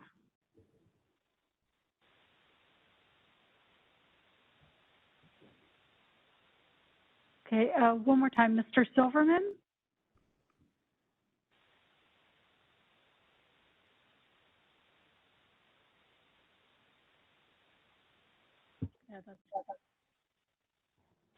Thank you, Ms. Reed. Members, before we proceed, does anybody else have anything else they'd like to ask Mr. Buscemi before we continue on with Your Honor? Please raise your hand if so. I see no hands raised, Your Honor. Please proceed. All right, thank you very much. So, Mr. Buscemi, I am going to circle back to you. What I like to do after witnesses ask questions while they're testifying is find out whether or not they have anything additional in terms of testimony that they would like to provide. Sometimes when being asked questions about events and things of that nature, something comes to mind that sometimes a witness wishes they had said initially. So is there anything in terms of your testimony factually that you'd like to provide that you've thought of considering the questions you've been asked? No, Your Honor, I don't have any questions. Okay, but do you have any additional facts that you'd like to provide about your circumstances? Your Honor, I think I will follow up on providing the offer letter, and also in that offer letter, they did detail how they're gonna help me to get my CPA license back, and they will also help me pay for all the CPEs. Okay. Counsel, do you have any additional questions? No, Your Honor, but as a procedural matter, might we plan to accept that letter as Exhibit 2 and then have it distributed to persons on this on the board? Just wanted to know how we'll handle that. I was wondering that myself, actually. I think it depends on the timing, but certainly we can plan to do that. And I guess worst case scenario, if it's not received in time, then it won't be considered. But considering that we're going into deliberations immediately following our second hearing, I was just a little bit concerned about how those things would occur. So why don't we do this? It's my understanding, Mr. Buschani, you have a letter that you would like to provide to the board for consideration, correct? Yes, Your Honor, and I'll send it. I can send it in less than 1 hour from now. I understand. Okay, and it is a single document that you're sending, correct? Yes, Your Honor. Okay, so just for the purposes of the record, we haven't seen the document, but the witness has talked about it quite a bit. So I'm going to consider that document as Exhibit 2 in terms of our record. Obviously, as it's clear, we haven't received it yet. If we do not receive Exhibit 2 in a timely fashion, it will not be considered. But at this point, it is marked accordingly for the record, and I don't anticipate there's any objection to it. So to the extent I receive it or it is received by the board, it will be admitted as such. I hope that's clear enough. And I'm sorry, Mr. Carr, did you have any additional questions? No additional questions, Your Honor. All right. And so with that said, what I would like to do is give you the opportunity to make any additional closing remarks. I'll give you the opportunity to do that now, Mr. Buschani, but please understand you are no longer testifying. This is essentially an opportunity to make a closing argument. Thank you, Your Honor. Your Honor, thank you so much for this opportunity. I also want to thank the board members for the opportunity, taking time to give me this second chance for this petition, and I truly appreciate. And I also want to promise that I am at a point in my life where I've grown older. My kids have grown older. I'm 45 years old. I know I will still struggle as an alcoholic. It's a long journey. I will be in recovery for the rest of my life. And I just want to promise the board that I will do my best, and I will always carry my head high, not to do anything that harms our profession or diminishes our profession. I love being an accountant. I love being a CPA, and I love our profession. And I will not do anything that will look bad or harm the public in no way. And for that, I just ask for a second chance. And I thank you so much. And that's all I have. All right. Thank you for that. Any closing remarks from you, Mr. Jakar? Yes, Your Honor. The petitioner in matters like this has the burden of proving that he is rehabilitated, and that standard of proof is clear and convincing evidence to a reasonable certainty. Mr. Buschani appears to be quite earnest and is someone who loves accounting and has a strong desire to return to it, and I don't doubt that he would want to protect that position if he wins it back. However, on the other hand, considering the interests of public safety, it is difficult to accept the uncorroborated word of an alcoholic about the status of their recovery. This petition does lack the type of evidence that one would want to see to confirm rehabilitation, such as documentation of participation in programs, statements or testimony from persons involved in the recovery, like a sponsor, reference letters about his work. It looks like we may get a letter, and that could be helpful. And we'll trust Your Honor and the board to give that letter whatever weight it deserves. It is a little concerning also that he has not taken CE, but that is balanced by the fact that he's under significant financial pressure. He's been unemployed, and he has child support obligations. The drinking and having such a high blood alcohol content on the way to work in 2017 is a considerable concern. So I don't think it could plausibly be said that, you know, there was never impairment while he was working. He was on the way to work with a blood alcohol content that would have had him intoxicated for most or all of the work day. And typically in these cases, to obtain reinstatement, one looks for sustained exemplary conduct over an extended period of time.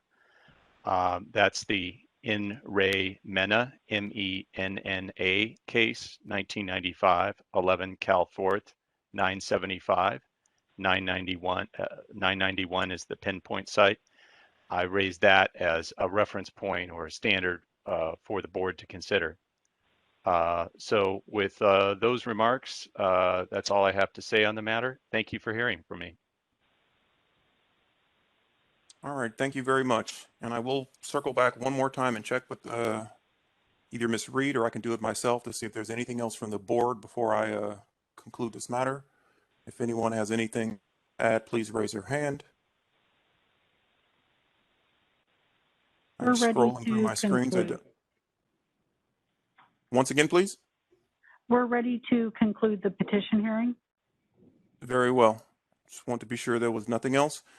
Okay, so with that said, the hearing has concluded. The record will remain open until the end of the day in anticipation of receipt of the materials discussed on the record from Mr. Busceni. And with that said, the hearing has concluded. Thank you. And you are excused, Mr. Busceni. Thank you. Thank you, Your Honor. Thank you. Did you have any questions, Ms. Temple? Just to be sure before the witness leaves? No, Your Honor. Thank you. Excellent. Thank you. So I will turn it back over to you. Thank you, Your Honor. Thank you, Mr. Bushnay. And we are now ready to move over to agenda item 1B, which is William Ross and Wyckoff, CPA 33794, petition for reinstatement of surrendered certificate.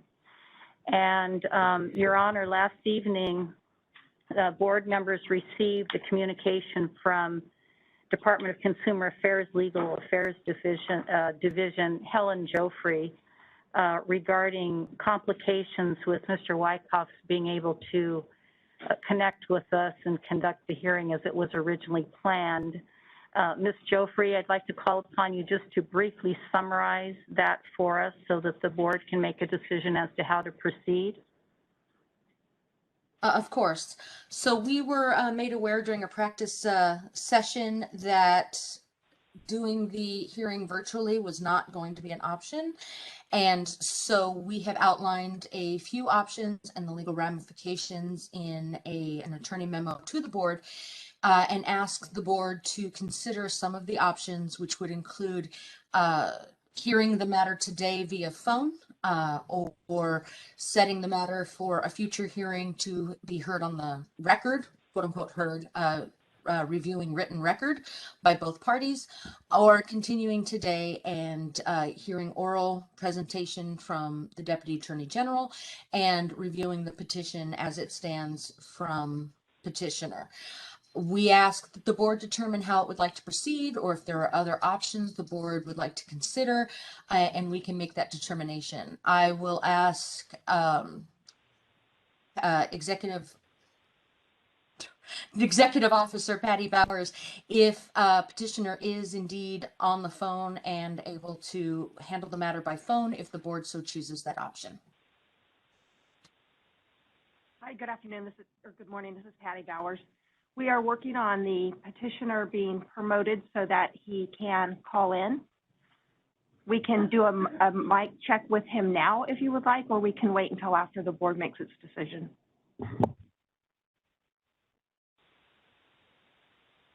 We just go ahead and do a mic check with him at this time, Ms. Bowers. Let's do that, and then we can proceed. Is the moderator, if we can do a quick mic check with Mr. William Wyckoff. I can send a request to unmute your microphone. Just click the unmute me button. Are we on the record, Your Honor? Thank you. We are not. Thank you.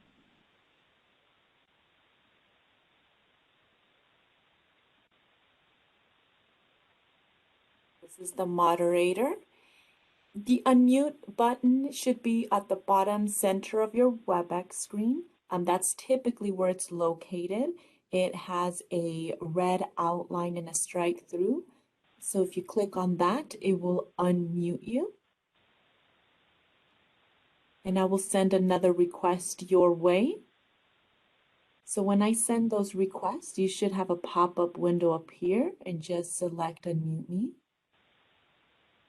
Moderator, this is DCA Legal. Is he on virtual at all, or is he strictly on the phone? From my understanding, he is on the phone. Okay, so he may not be able to see the images or press that button. Oh, good point. Thank you. Thank you. Yes. It will be for, so I'm not sure how it will appear from his end if I am unmuting or request to unmute from my end, but what he can do from his end is press *3 to unmute. Thank you for that, Ms. Joffrey. When So I he have called, the- did we place him on mute or did he mute himself? It automatically was muted because he was placed as an attendee. So I did promote him to panelist, but the line is still muted. My error trying to unmute from my end, since I'm not sure how that will work from virtual to the phone. But if he can unmute by pressing *3, that should unmute him. Okay, if nothing else, then what we can do is have the board decide how they would like to pursue, and perhaps we can call him, have him hang up, and call back into the into some line to where he's either not automatically muted, or we instruct him on how to unmute. Thank you. This is Nancy Corrigan. Ms. Joffrey, that is exactly my thought. So if somebody could work on that connection behind the scenes. Board members, we have before us in the November 17th letter, we have the 4 options basically that Ms. Joffrey mentioned. And may I have a motion as to how the board might like to proceed? Excuse me, Your Honor, are we on the record at this point? This is DCA Legal. We are not on the record. This portion is part of the meeting. Your Honor will, or His Honor will announce when we are on the record. Thank you. Mr. Jacobson?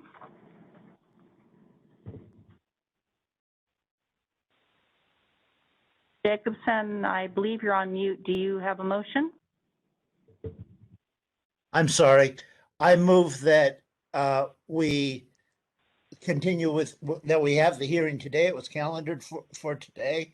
And it may not be the best option, but I think it's the best option that we have them on the telephone. And I thank legal for coming up with the various different options. But that's my motion, is that we have the hearing with him on the phone. I believe you're referring to option 2 then. Ms. Lopez? I second the motion. Thank you. Members, any further discussion on this topic?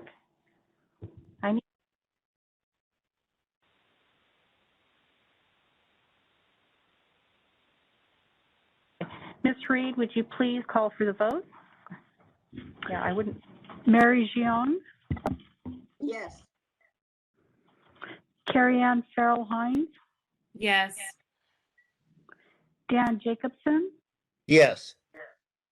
Soshi Leon, Yes. Luz Molina Lopez, Yes. Ariel Pay, Yes. Katrina Salazar, Yes. Michael Savoy, Yes. Mark Silverman,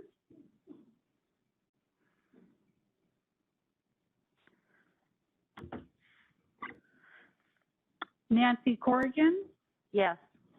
and just one moment.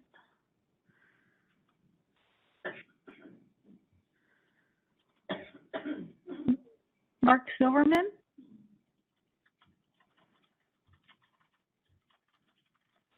the motion carries. Thank you. And with that, let's take a 5-minute break so that we can work on connecting with Mr. Wyckoff so that we can continue with the petition hearing. Thank you. I've been asked to go ahead and extend that to 15 minutes. Let's just make it our morning break. So let's go ahead and take 15 minutes and be back so we can proceed timely. Thank you.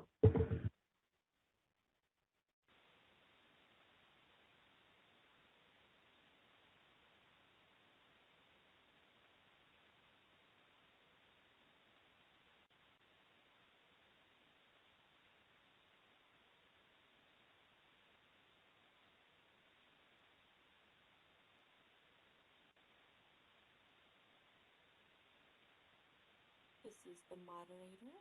Mr. Silverman, I see that you're unmuted, but we cannot hear you from our end. The best way to connect would be connecting your phone. So if you go to the top menu bar and you click audio and video, the drop-down menu will appear, and then you will select the last option, which is connect to, or sorry, switch, the first option, switch audio.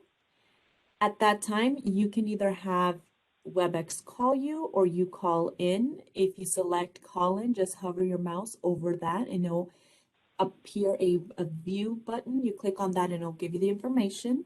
Or the call me option, you actually type in your number and WebEx will call you to automatically connect the audio. I'm assuming you are able to hear us because I see your face expression, you can hear us. Or you can just wave at me, letting me know you can. Yes, you can hear us. Thank you.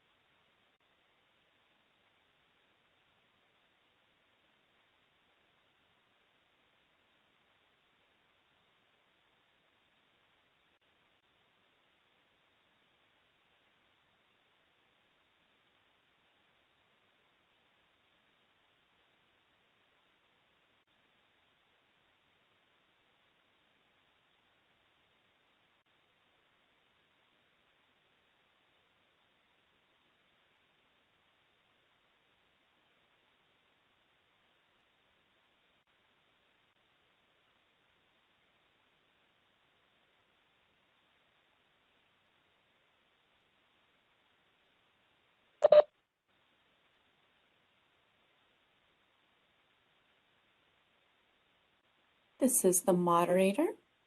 If we can do a quick mic check with call-in user 6, that's Petitioner William Wyckoff.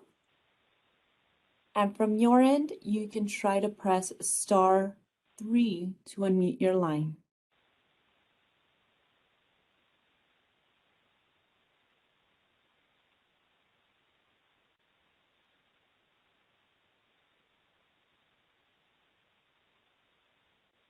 And I see your hand is up.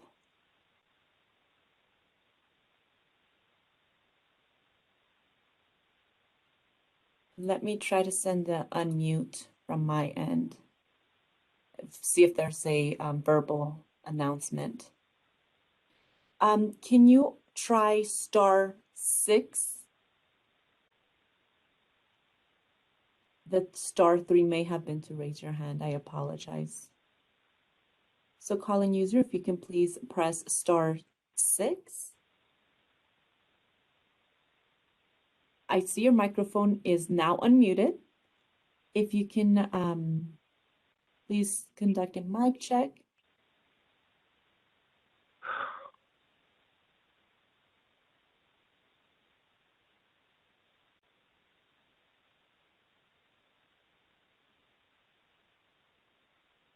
And Mr. Wyckoff, I believe I heard noise coming from your microphone. If you can say a few words.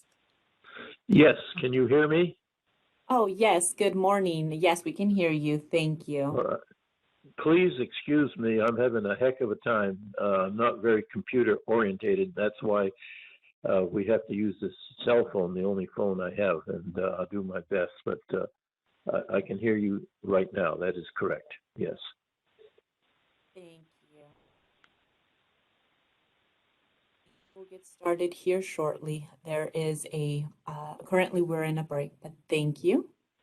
Yeah, So and to I mute your, hope my cell phone holds up. My God, but I've been on hold for like an hour and a half since that other person. But that's not my concern. I shouldn't be. I'm waiting. I want to go through this. Yes. thank you, thank you.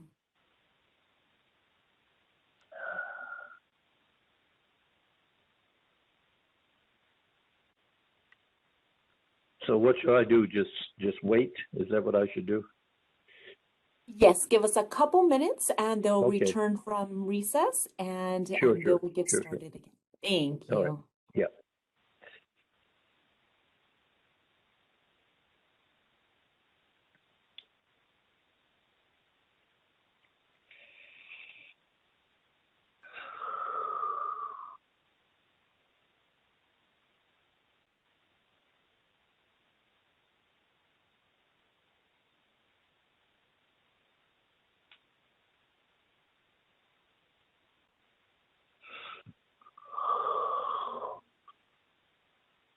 I believe at this point you can mute your phone from just clicking like the mute button, and you can mute and unmute from there. It might be easier than clicking the *6 each time. I'm not very well adept on phones. Remember, I'm 83 years old, so I don't know what to do. I'd like to just Okay. say where I'm at. Okay, thank you.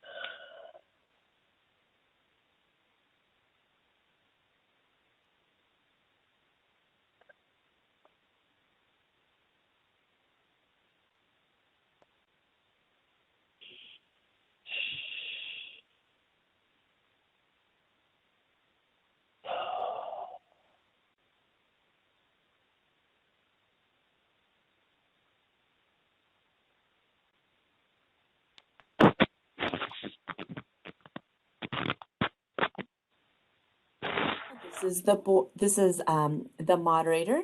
If I can ask board members to please turn on your video camera so we know who is present.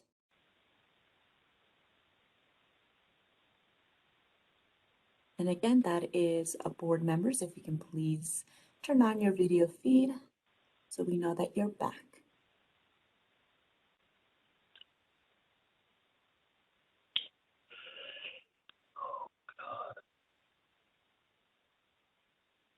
And double checking with my co-moderator. Are you able to hear me?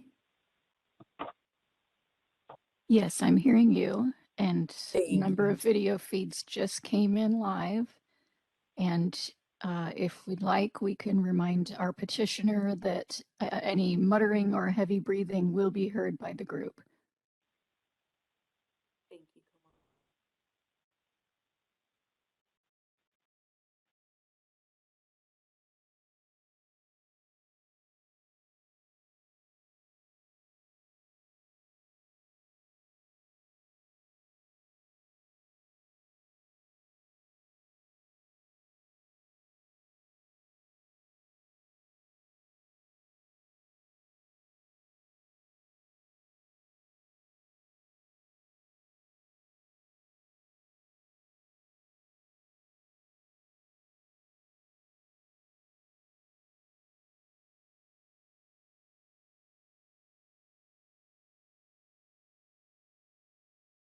Thank you, members. We now have a quorum and we can proceed. So we're ready to proceed with agenda item 1B, William Rawson Wyckoff, CPA 33794, petition for reinstatement of surrendered certificate.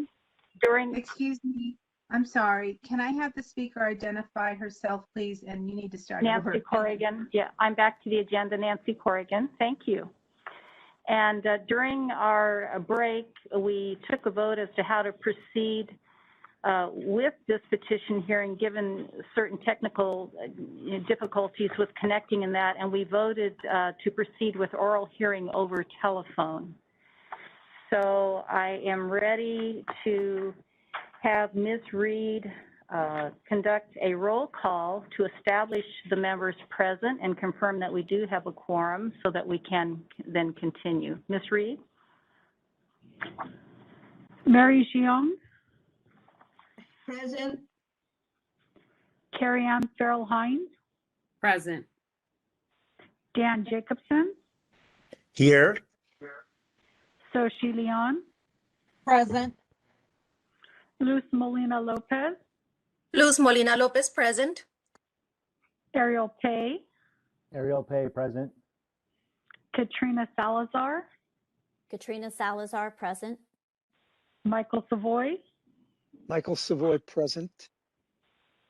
Mark Silverman, Mark Silverman, present. and Nancy Corrigan. Nancy Corrigan, present. We have a quorum. Thank you. And I need to ask whether any members need to recuse themselves in connection with this matter. If so, please raise your hand so I may recognize you. And I am not seeing any necessary recusals. So, Your Honor, I would turn this petition hearing over to you. Thank you. All right, thank you very much. And good morning, Mr. Wyckoff. Am I pronouncing your name correctly? That is correct. Wyckoff. Okay. My name is Judge Washington, and I'll be this matter or handling this matter with and for the board. Before we get started and go on the record, I do have some instructions I want to provide you and see if you have any questions before we get started, okay? Sure. Okay. First of all, as you know, this matter is being heard both telephonically and via video conference, so it is extremely important that we remember to speak one at a time. There's a court reporter here who will be taking down everything that is stated, and it is virtually impossible for the court reporter to understand what two people are saying at once, and it's also extremely difficult for myself and the members of the board to hear clearly when two people are speaking at the same time. So be sure that you wait until the question is complete before you provide a response. Understood? Yes. Okay, and we will do our best to make sure you have completed your response before asking you another question, okay? Yes. One other thing with respect to the court reporter, again, she will do her best to take down exactly what is stated on the record. There may be occasions where she does not understand something that you have stated, and she will ask you for clarity. What she is asking you to do is to repeat exactly what you said, not necessarily to elaborate on what you said. You understand that? Yes, I do. And of course, if the board or the Deputy Attorney General ask questions, that would be the appropriate time for elaboration. Okay? Yes. All right. And again, in terms of the proceeding, or actually, I believe you were on the line earlier, but the order of the hearing will essentially be that the Deputy Attorney General will present the petition packet and provide some background. After that, you will have the opportunity to testify in support of your petition. Keep in mind that we do have the paperwork that you have provided. So the most important thing will be to focus on the key points that you believe are the most persuasive portions of your petition. After that, you will be asked questions by the board members if they have them, and then be given the opportunity to essentially provide closing arguments or remarks. Understood? Yes, I do. All right. Any questions for me before we get started? No, I'm ready to go. All right. So with that said, let's go on the record. We are on the record in the matter of the petition for reinstatement of surrendered certificate of William Rawson Wyckoff. Rawson is spelled R-A-W-S-O-N. Wyckoff is spelled W-Y-C-K-O-F-F. The Office of Administrative Hearings number for this matter is 2021-090-672. The agency case number for this matter is SI-2022-2. May I take the appearance of the Deputy Attorney General, please? Good morning, Your Honor. This is Deputy Attorney General Ted Durkar. That's spelled D-R-C-A-R. Thank you very much. And may I the appearance of the petitioner, Mr. Wyckoff, if you could please state your name for the record. William Rawson Wyckoff. All right, thank you very much. And so at this time, I'm prepared to take the presentation of the packet and background from the Deputy Attorney General. Please proceed, Mr. Jakar. Yes, thank you, Your Honor. First, let me explain that I'm appearing in this proceeding on behalf of the people of the state of California pursuant to statutes in the Business and Professions Code and the Government Code. My role in the hearing is to assist the board members and the judge in fact-finding. My role is not adversarial to Mr. Wyckoff, but is intended to protect the public health, safety, and welfare. I'm here to ensure that the board and Your Honor have the information you need to make a reasoned decision. Turning now to the evidence, the board members and Your Honor have been provided with a copy of the same petition packet. The documents total 37 pages and they are marked WRW-PET-001 through 37. The packet includes the notice of hearing at pages 35 and 36, and the petition and its attachments are at pages 5 through 13. I would like to mark the packet as exhibit number 1 and offer it into evidence. All right, the document described by counsel has been marked for identification as exhibit 1. Mr. Wyckoff, do you have any objection to exhibit 1 being admitted to evidence? And I know you're on the phone, so just to be clear, that exhibit essentially constitutes your petition as well as notice of hearing. No objection. Go ahead. All right, hearing no objection, exhibit 1 is admitted. You may continue, counsel. Thank you. I'll now provide a summary of the evidence in the case, the matters covered in that packet. Mr. Wyckoff received his CPA certificate number 33794 in 1981. His license history is at pages 31 and 32. An accusation was filed against Mr. Wyckoff in December 2019. That accusation is at pages 17 through 23. The accusation states 4 causes for discipline. First, discipline by another state. The Arizona Board of Accountancy brought a disciplinary action against him, and to resolve that, Mr. Wyckoff relinquished his accounting certificate in that state in 2018. The second cause for discipline in the accusation was that he was disciplined by a government agency, and that's twofold. It's the action by the Arizona board where it accepted the relinquishment of his license.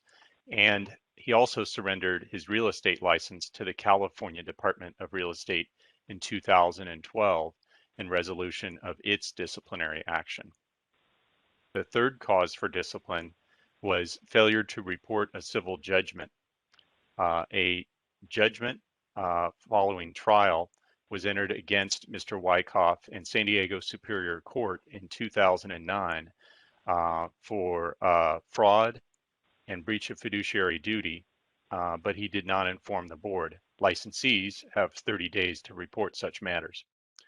The fourth cause for discipline was failure to report discipline by another state. Mr. Wyckoff failed to inform this board of his relinquishment of the Arizona license in 2018. There is also a 30-day deadline to report discipline by other state boards. Mr. Wyckoff's case with this board was resolved by his license surrender, which was accepted effective August 31st, 2020. Regarding that 2009 civil judgment, it resulted from a civil case that went to trial. The jury rendered a verdict against Mr. Wyckoff in the amount of $260,000, including $225,000 in punitive damages. The claims were for fraud and fiduciary duty, apparently concerning the handling of a real estate transaction. The jury found that Mr. Wyckoff had engaged in fraud, misrepresentation, deceit, and breached his fiduciary duty. That judgment was affirmed on appeal in 2010. Mr. Wyckoff surrendered his real estate license to the California Department of Real Estate after that agency filed an accusation against him based upon that civil judgment, and his license surrender was accepted in 2012.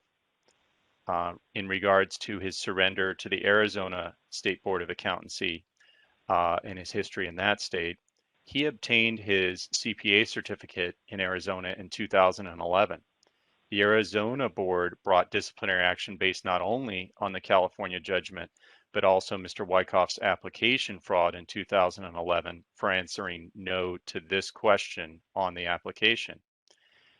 Do you have any final judgments in a civil action with findings related to accounting violations, dishonesty, fraud, misrepresentation, or breach of fiduciary duty? He never reported the civil judgment to the Arizona board. The Arizona board ordered that his right to practice as a CPA was relinquished effective September 27th, 2018. And Mr. Wyckoff did not report this to the California Board of Accountancy.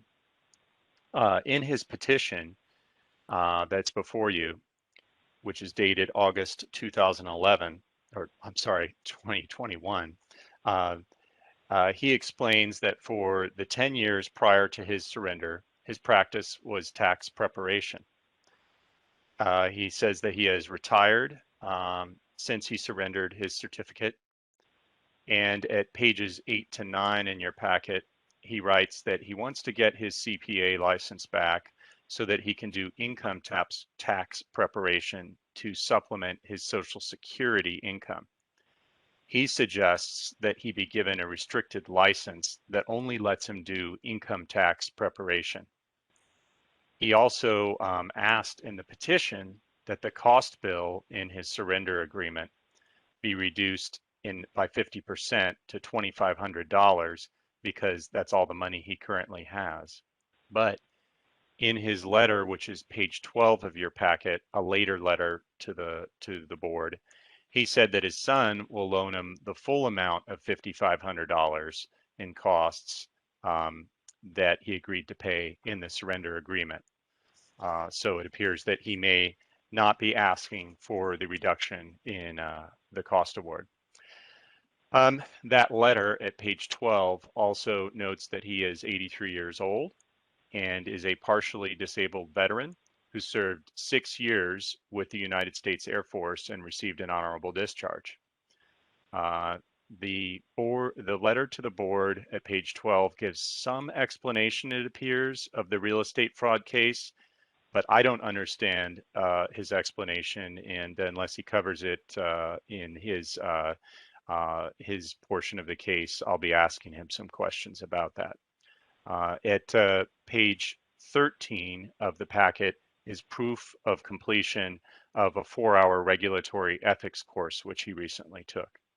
So that concludes my summary of the evidence in this case. Mr. Wyckoff does have the burden of proof. So once his presentation is done, then I'll have some questions for him.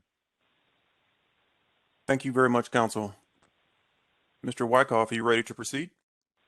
Yes, I am. All right. Would you please raise your right hand and let me know when you have?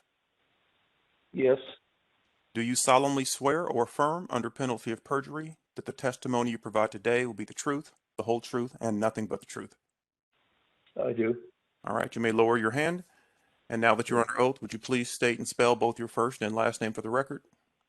William, William, Wyckoff, Wyckoff.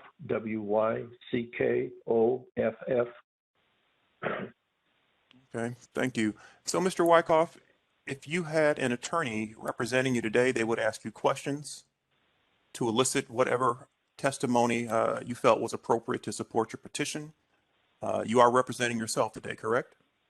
That is correct, yes. Okay. So what I generally tell individuals that represent themselves is just tell us what you want us to know, but be sure that you focus on those items that you feel are critical to your petition. Understood? Yes. All right. You may proceed when ready. Okay. The whole case resolves around the suit in real estate action. And I was a member of a real estate firm as a real estate agent, primarily bringing in a person that wanted to sell their apartment building in San Diego. And this was back, I think, in 2009 or so, in that area. And what happened, I guess the real estate agent, in my opinion, the actual owner of it, because I was just an agent, the real estate person had a son that was a general manager, and that's who I was dealing with, Mr. Ben Williams. Anyway, I was able to get a listing of this property for sale, and I turned it over to Ben Williams to put on the multiple listing agreement. And shortly after that, he told me he had a buyer and had a form for me to have the person sign to list the property. And one thing that was on the listing agreement, and I'm sorry, but I was not smart enough to understand it, it said, and all assignees.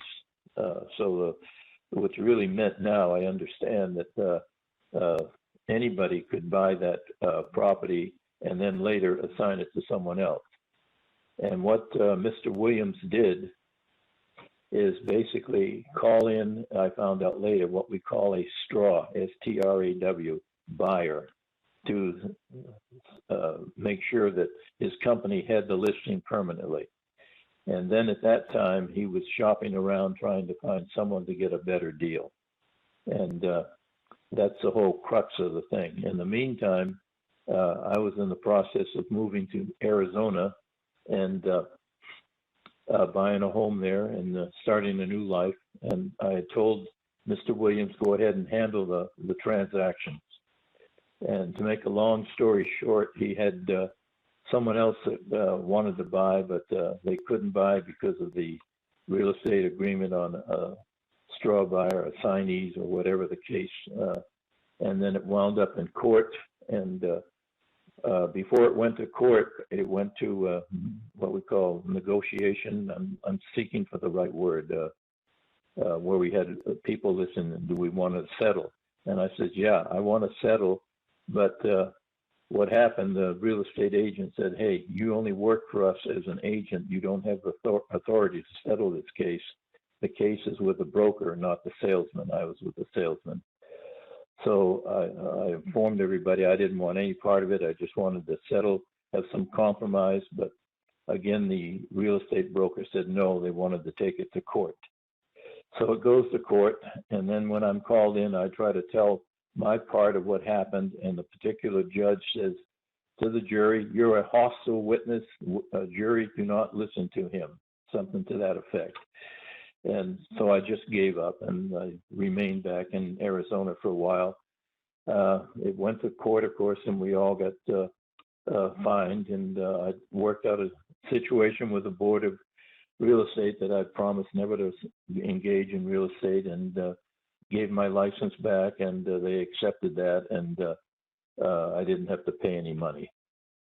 And that's kind of where it's at right now. And the one thing, though, when I was filling out the application, I checked that box no, because I thought in my mind it was a real estate transaction, had nothing to do with public accounting per se. So that's why I checked the box no, but I was in error. It was my fault.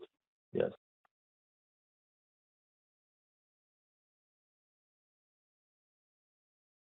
Are you still there? I am here. Anything else?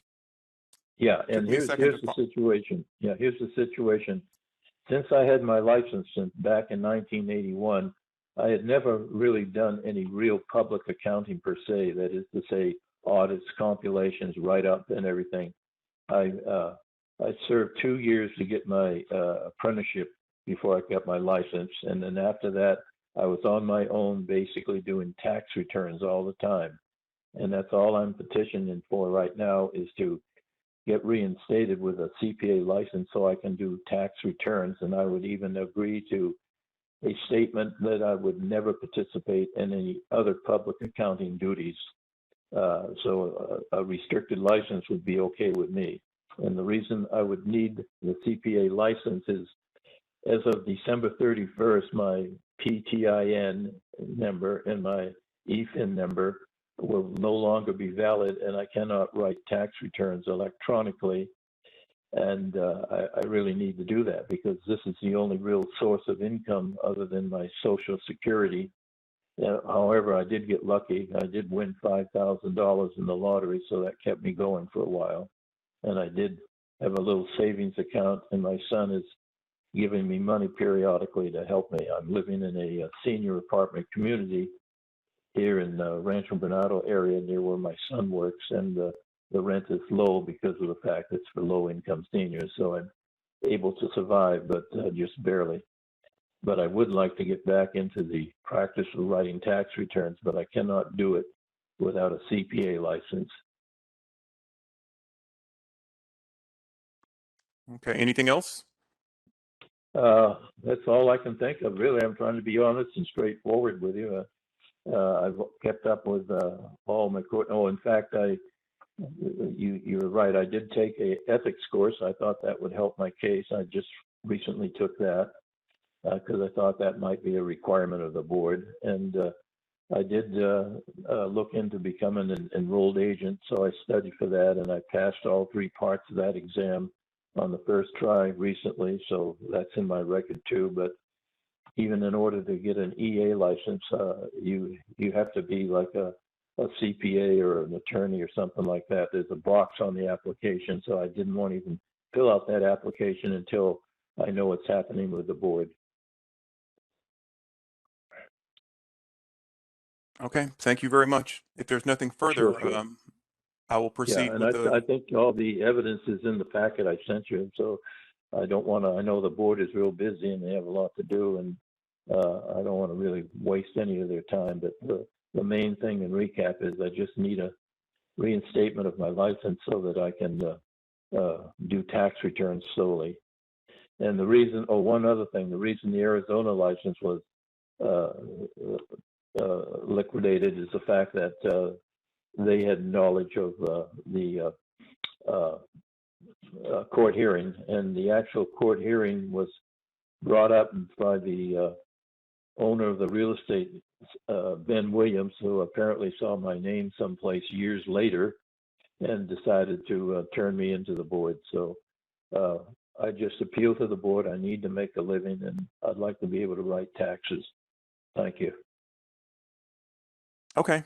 So you're not wasting your time. This is your petition hearing. So but I please, want to be efficient. I want to be efficient, and it's just a straight matter. And the only real problem I have is in the court when the judge, when I tried to appeal my case and tell exactly how I felt, how it happened, and everything, I was turned down as a hostile witness, and he told the jury to disregard anything I said, which is, you know, I didn't know how to challenge that. So that's it. okay, I appreciate that. So Mr. Wyckoff, please remember that we have to speak one at a time so that the court Sure. reporter can hear us clearly. Understand? Yes, I do. All right. So at this time, I'm going to turn it over to our Deputy Attorney General. Counsel, would you please ask any questions you may have? Yes, Excuse me, Mr. Your Wyckoff, Honor. Excuse me, I'm sorry. I was trying to interrupt Your Honor.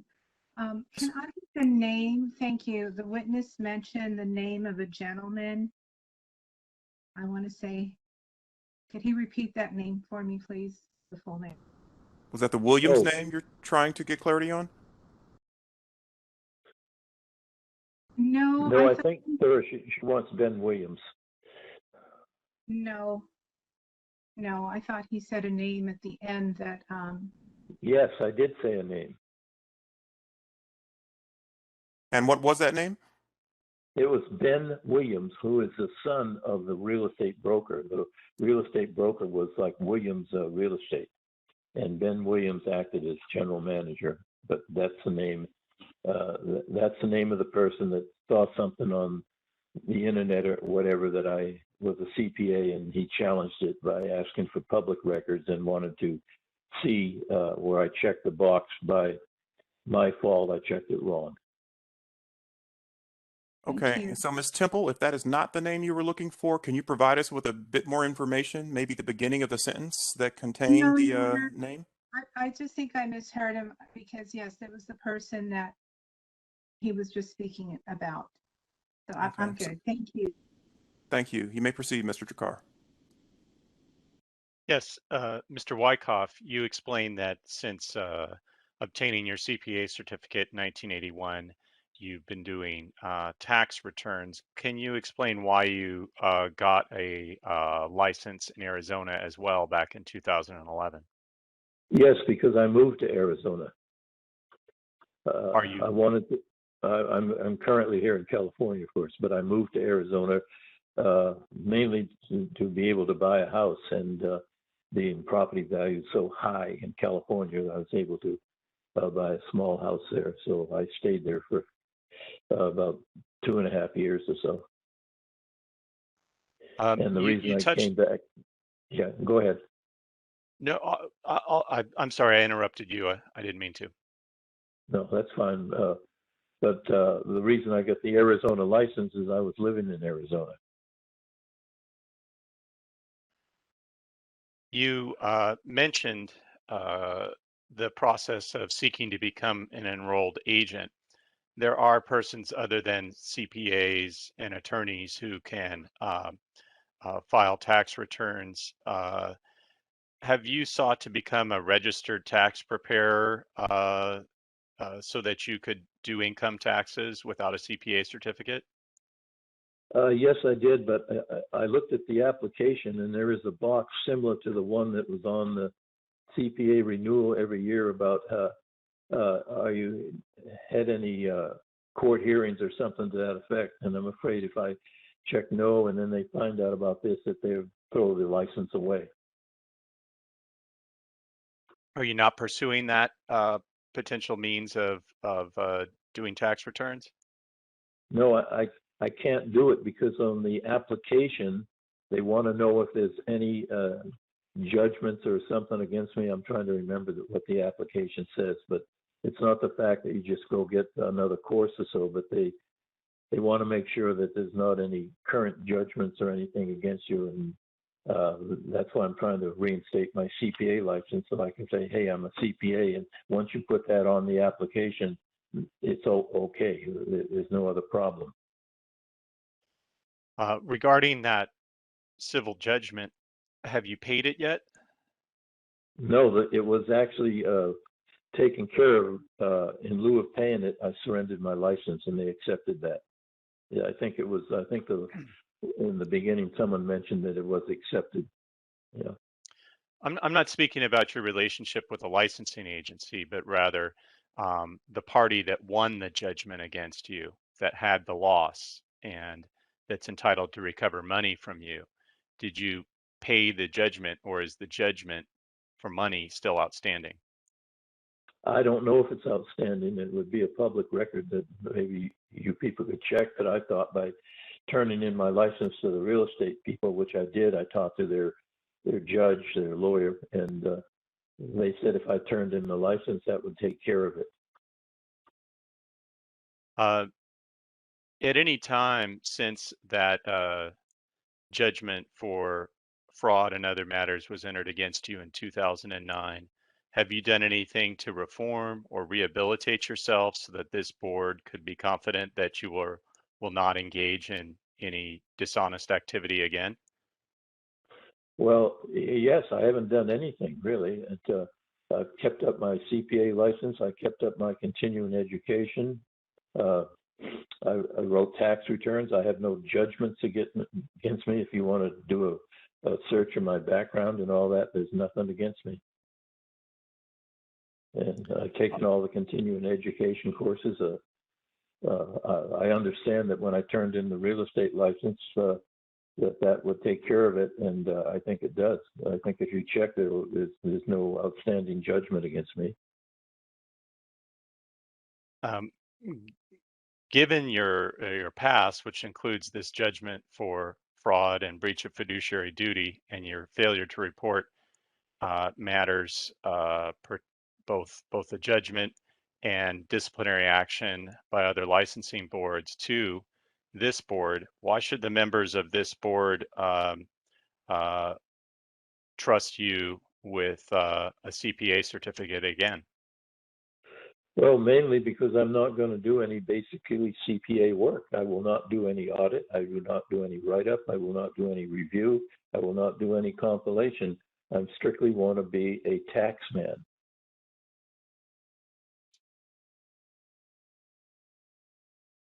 And if the board needs to give a restricted license, I'm happy with that. I just want to be able to make a living in the remaining few years I have. You know, I'm 83 and things aren't that great, but I need to make a living for the next 3, 4, 5 years or whatever.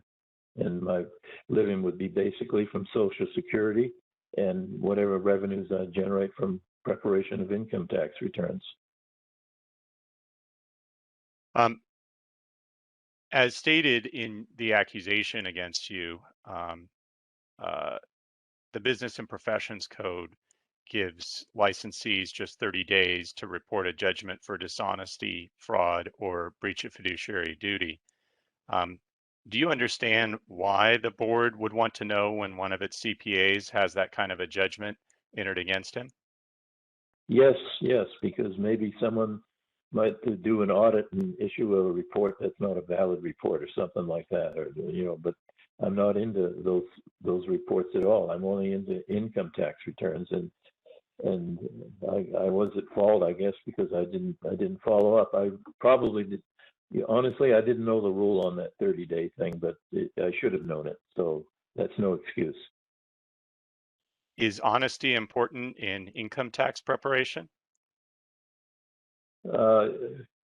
Basically, what happens on income tax preparation, you get data that's sent to you by the client, or you pick up during the interview, and it's usually substantiated, and you just enter into the computer after you've asked a few questions to certify that the data is correct, and that's it. And yes, it's honest that you report only what's taxable questions, and you actually have a questionnaire that you have to go through to determine that the client is giving you all the information that you need, and you have to sign off on that and send that with a tax return, which I've always done. When you applied for a CPA certificate in Arizona in 2011, why didn't you disclose the civil judgment against you?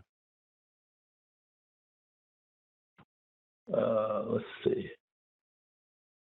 Well, that's a good question. I guess I was at fault. It was I didn't do it. I don't have any excuse. All right, Your Honor, those are all the questions I have. Yeah. Okay, thank you very much, Mr. Jakar. At this point, I'm going to turn it over to Ms. Reed for board questions. So please stand by, Mr. Wyckoff. Sure. Mary Jiang? Yes. Thank you, William, for providing the additional information. You mentioned that you passed the enroll agent exam and that could, and Ted Ducard mentioned that you could do tax return even if your CPA license wasn't restored. I also want to mention that I'm also a CPA and an EA, so I understand that. I think if you'll be able to prepare tax return under the 3 options that Ted Ducard mentioned. I think by answering the question about whether you ever have a civil judgment, if you're honest with it, I don't think they would deny you. But I just want you be able to practice tax return. Well, yes. Okay, I understand what you're saying, but I want to be careful because part of the questions on the EA exam is if it's turned down or something, you can't renew for another 5 years or something. And I'm worried about if I answer that question in the wrong way, or if they do a research and see that there was something that happened like 10, 11 years ago, that they might deny that, then I would have no source of income. And that's basically why I want the CPA certificate, because I think that would get me through the whole situation. Okay, well, fine. I'm glad that you have some plan B just in case. Yes. You mentioned you took the ethics exam class to get your continuing education. You've been current in all your other continuing education? Well, here's the thing. I only took the ethics exam like a month or 2 ago to make sure that I'm up to date on the ethics and send a copy to the board. Since I do not have a CPA license now, I have not taken any courses, but if the license is restored, I would be glad to take the license, and I have the ability to pay for the continuing education because my son will help me, and I can do that right away. In fact, I probably could do the whole thing within, realistically, I could probably do it within a 30 to 60 day period because I would devote 100% of my time to go through the continuing education. I think I need 80 units, if that's correct. Yes, that's correct. I have no further question. Thank you. Yes.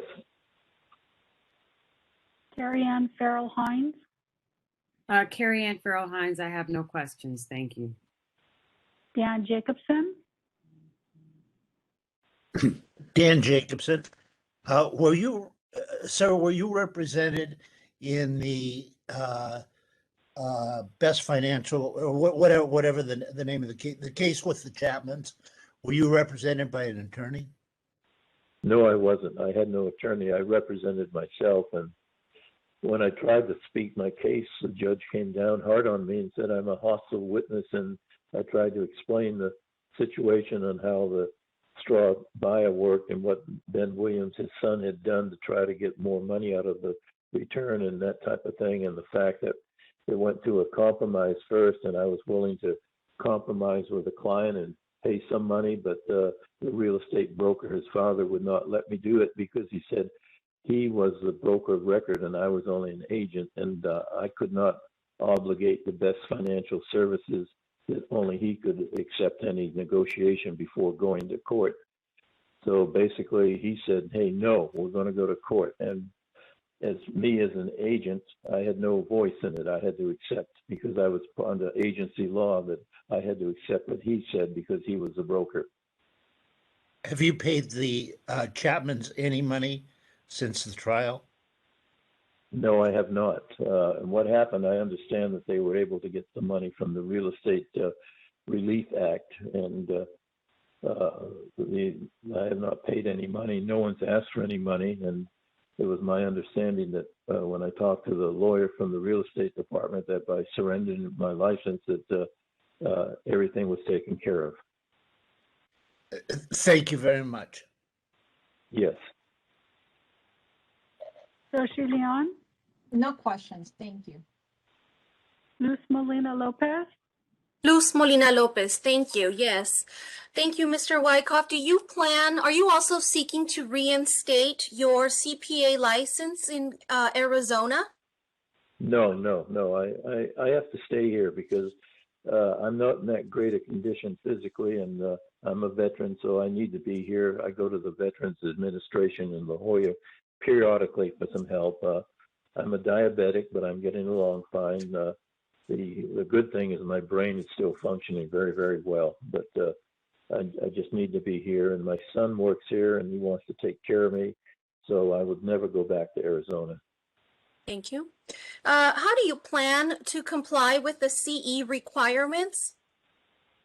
Well, if the board would potentially reinstate my license subject to CPA education, I will immediately get online and sign up for some courses. And since I have no real work right now, only Social Security, I could devote a good solid 30 days and get everything cleaned up right away. I mean, I can do as many hours as I need. I think the board wants me to do like 80 hours, and I will get it all done. I really would.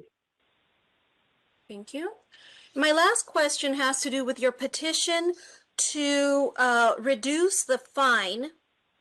Yeah. Can I interrupt you for a minute, please? Yes. My son agreed to help me and say, hey, listen, if it would help your cause, I will pay the whole fine. My son would give me the money. So the petition to reduce the cost, I want to make sure that that's voided, that I will pay the full price. That was my question, is were you still interested in that part of the petition? I believe you've answered my question by saying you're fine to remove that as part of your petition. Yes, that's correct, because I want the board spend a lot of time on this, and I appreciate it, and they are due full payment, so it will be paid. Thank you. No further questions. Ariel Pay. No questions, thank you. Katrina Salazar. No questions. Michael Savoy. I have a couple. Thank you for making this appearance as best as you could. You talk about only doing tax returns. Do you have clients? Do you have clients already lined up, or are you going to solicit new clients to do their tax returns? Yeah, basically what happens, I do like maybe 5 or 6 what we call pro bono, some relatives and friends. And then I have a few people that are wondering what's happening with my situation. And they have said basically if I can get back doing tax returns, they will go with me. But apparently they're doing their taxes with some other people. So, So obviously it's important for you to get your continuing education because, tax changes on a daily basis. So we won't. Well, that's why I took the enrolled agent course. I'm really up on that. I passed all 3 parts of that the first time. So we'd want to recently. We'd want to make sure that you're qualified to do the work you're asking us to allow you to do. Thank you. Yes, I understand. Yes.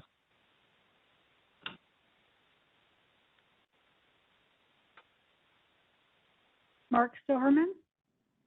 No questions. And Nancy Corrigan. Thank you. No questions. And all right.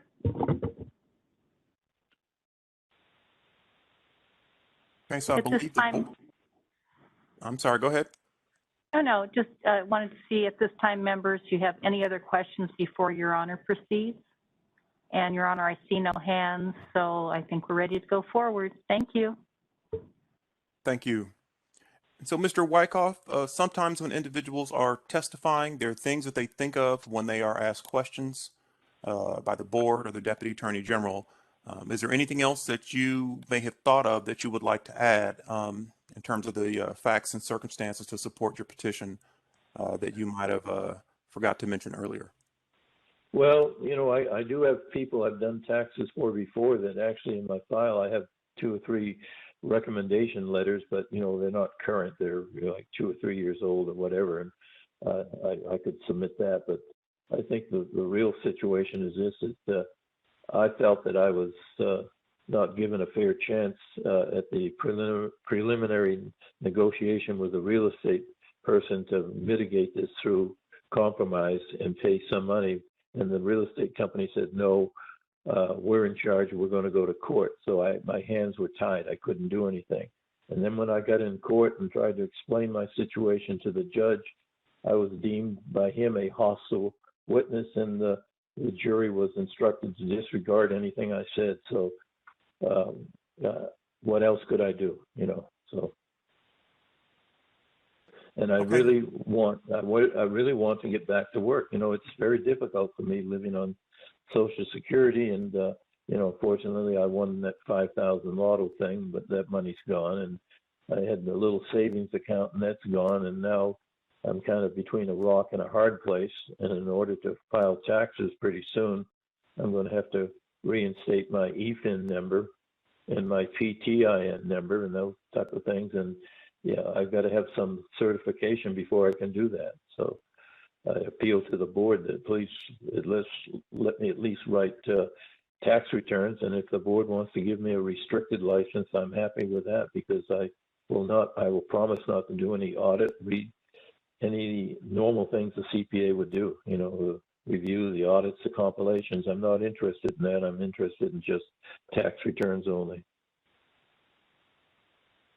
Okay, thank you for that. I'm not 100% sure, but I got the impression that a board member may have an additional question. Sure, go ahead. Just stand by, Mr. Wyckoff. At least I thought Mr. Jacobson might have indicated that he did, but maybe I misunderstood. That's fine. That's fine. Stand by, Mr. Wyckoff. No, Your Honor, I do not. Okay. I misunderstood the hand signal then, or what I thought was a hand signal. Get it wrong or something. Right. And so with, I will circle back to Mr. Jakar. Do you have any additional questions to ask based on what Mr. Wyckoff has stated? No, Your Honor. Okay, so now would be an appropriate time for our closing remarks or arguments. I do think what you just provided, Mr. Wyckoff, was essentially a closing argument, but you are welcome to provide an additional argument at this point if you choose. I think what I have will stay, Judge, and I think there's nothing else. I mean, it's pretty straightforward what I wanted to do and how I felt that I wasn't given a fair shake by the real estate company by dragging me into court, but I couldn't do nothing about it because I was an agent under them, and they were the prime, they were the broker, and I even wanted to negotiate with the client on an initial hearing before going to court, and the real estate broker refused and wanted to go to court. So unfortunately, I had no say. Okay, we understand. Thank you very much for that. Mr. Jakar, you have closing arguments or remarks? Yes, Your Honor. You may proceed. Mr. Wyckoff has the burden of proof to convince you by clear and convincing evidence that he is rehabilitated. But when he speaks about his judgment for fraud and breach of fiduciary duty, he does not seem to take any responsibility for that and blames the court process and other persons. So then following that, and the years that approximately 12 years since that judgment, he's engaged in other self-serving dishonest activity. He failed to report the judgment to this board. In 2011, he failed to disclose it when he applied for a CPA certificate in Arizona. And then he failed to inform this board of the disciplinary action against his real estate license and his Arizona CPA license. So he is not following the rules that pertain to him and to his misconduct. The petition reflects a strong desire to get his license back, which is understandable, but the petition seems to be lacking in evidence of rehabilitation. So I would hope that the board would consider that, and also the fact that if all he wants to do is income tax returns, there are other options besides being a CPA. There is the enrolled agent status or registered tax preparer. Those are avenues that he could pursue aside from becoming a CPA again. Thank you.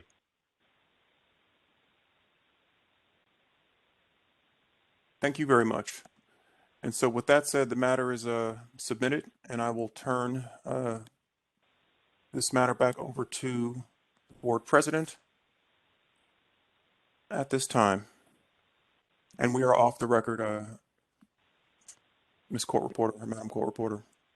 Thank you. Thank you, Your Honor. And at this time, we would go into closed session to discuss and decide on the petition hearings.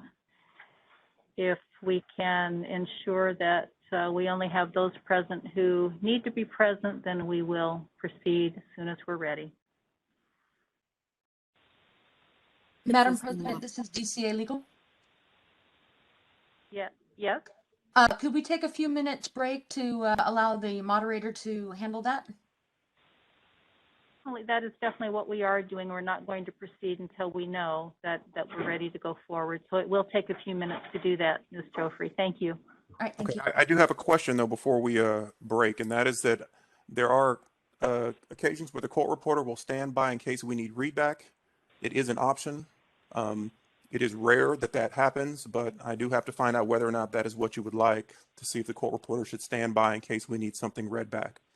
And if not, we can excuse the court reporter once you provide me with information about the estimated number of pages. Yes, that is very difficult to anticipate, so it's probably a wise idea to have her stand by. Thank you, Your Honor. Okay, sounds good. So please stand by.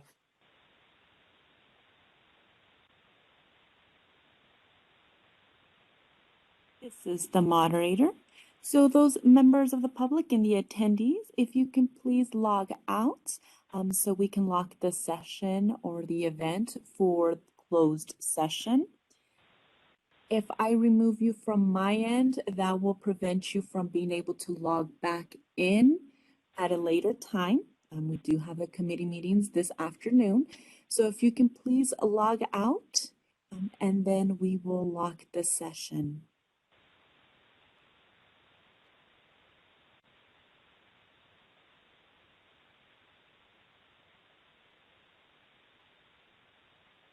This is the moderator. We still have a few individuals in the attendee list.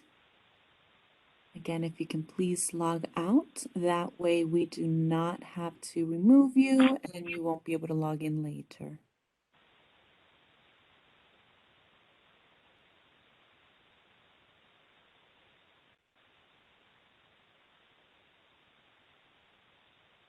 And we have 2 more individuals in the attendee list.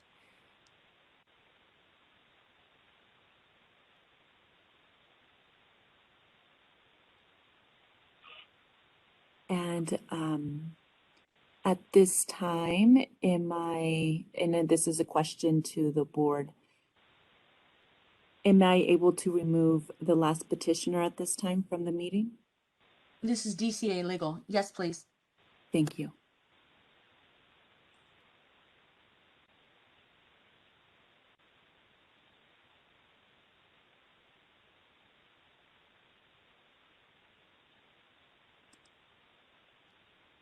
Okay, I have 1 more individual left in the attendee list.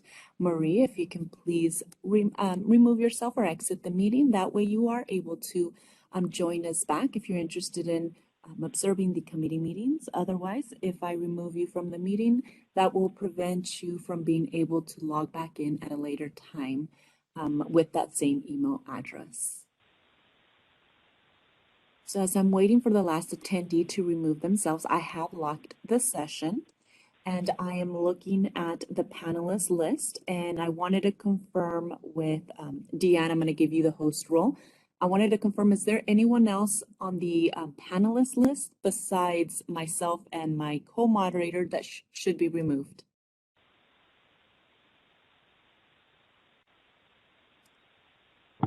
Can you go ahead and remove Mary from the meeting?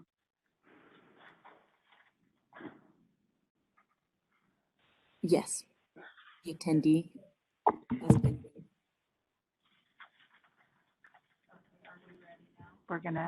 She's going to give me lock the meeting first. Hold on.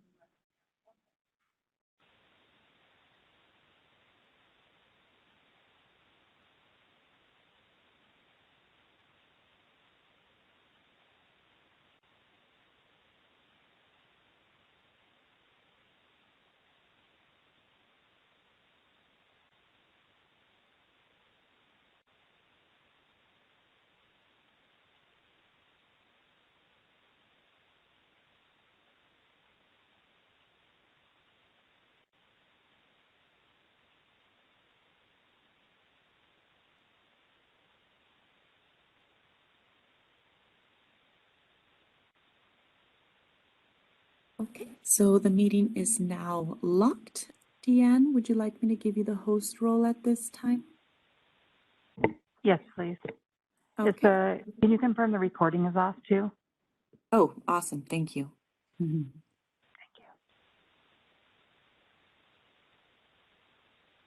Thank you and welcome back after lunch. Because we're having a little difficulty telling exactly who is present and who is not, and for quorum purposes, I'm asking Ms. Reed to please take a roll call. Nancy Corrigan, Nancy Corrigan present. Michael Savoy, Michael Savoy present. Mark Silverman, Mark Silverman present. Mary Jiang, Carrie Ann Farrell Hines, Carrie Ann Farrell Hines present. Dan Jacobson, Here. Soshi Leon, Luz Molina Lopez, Luz Molina Lopez present. Dee Dee Owens, Dee Dee Owens present. Ariel Pay, Ariel Pay present. Katrina Salazar, Katrina Salazar, present. and Yin Tu. Present. We have a quorum. Thank you. As we're getting ready to go into closed session, which would be agenda items 3 through 5, just a reminder that we're going to continue to use the hand raise feature to be called upon or to make a motion or a comment. If any member needs to leave the meeting, we'll be rejoining the meeting during closed session. You must email Deanne Pierce or Rebecca Reed prior so that they can unlock for you to rejoin. So at this time, I need to confirm that we only have those who should be present for agenda item 3, which is executive officers evaluation. This is the moderator. I can lock the event, and at this time, I'm asking all members of the public to please exit the meeting. And if you're interested to join us back at 3 o'clock for the committee meeting. So just Nancy Corrigan, I apologize for the delay. We'll just do the transition. It'll take me a couple minutes. Thank you, Elizabeth. I have one more attendee. If we can have them exit.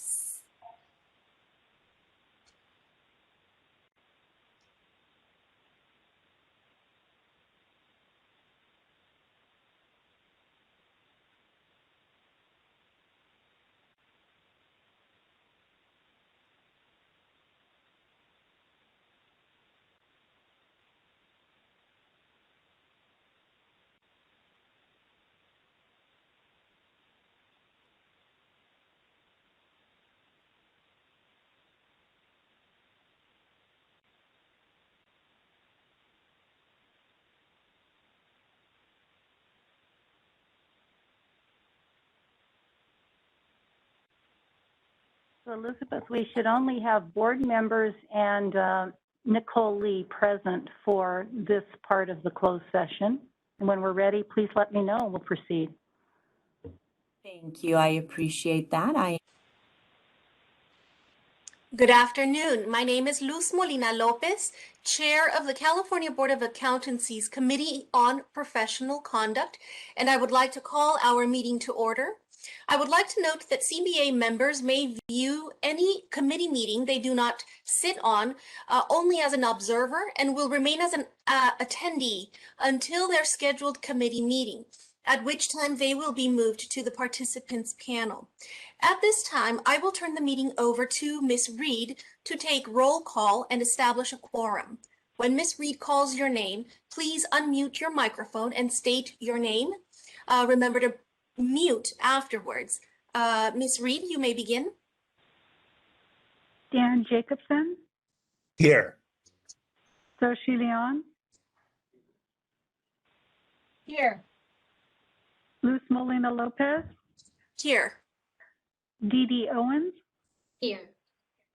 and Michael Savoy. Michael Savoy here. And we have a quorum. Thank you. I would like to thank CBA staff and the solid team for their assistance in facilitating this virtual meeting. The CBA's mission is to protect consumers by ensuring only qualified licensees practice public accountancy in accordance with established professional standards. This mission is derived from the statutory requirement that protection of the public shall be the highest priority for the California Board of Accountancy in exercising its licensing, regulatory, and disciplinary functions.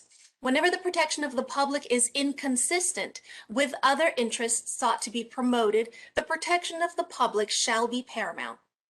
Before we convene, please be advised that the meeting is being conducted pursuant to the provisions of Government Code Section 11133, which allows the CBA to continue to conduct meetings via teleconference through January 31st, 2022. Members of the public interested in participating in the meeting must join the WebEx meeting. Information and instructions are posted on our website. All lines are currently on mute. As I facilitate this meeting to allow for proceeding in an orderly manner, lines will remain on mute until I direct staff to open them for public comments. I will announce when we are accepting public comments on the various issues, and staff will open the lines as appropriate. 5 minutes will be allotted to each individual providing comments. I would also like to remind committee members and others speaking during the meeting to use the raise hand feature if you wish to make a motion, ask a question, or make a comment. This approach is necessary to facilitate the meeting and ensure the committee has the opportunity to complete its necessary business, and I appreciate everyone's understanding. Now, at this time, we will move on to agenda item 1, which is public comment for items that are not on the November meeting agenda. The moderator will provide general instructions and then open it up for public comment. Moderator, please go ahead. Thank you. This is the moderator.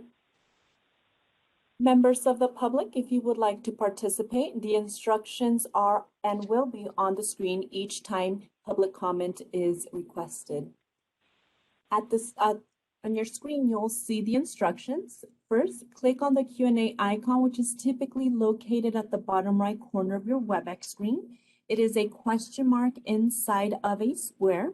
Once you click that, it will open the panel where you can enter, type, I would like to make a comment in the text box. Send in drop-down menu, select all panelists, and then hit send to all panelists. So I'm going to pause a moment to allow members of the public time to access this feature and submit a request if they wish to do so.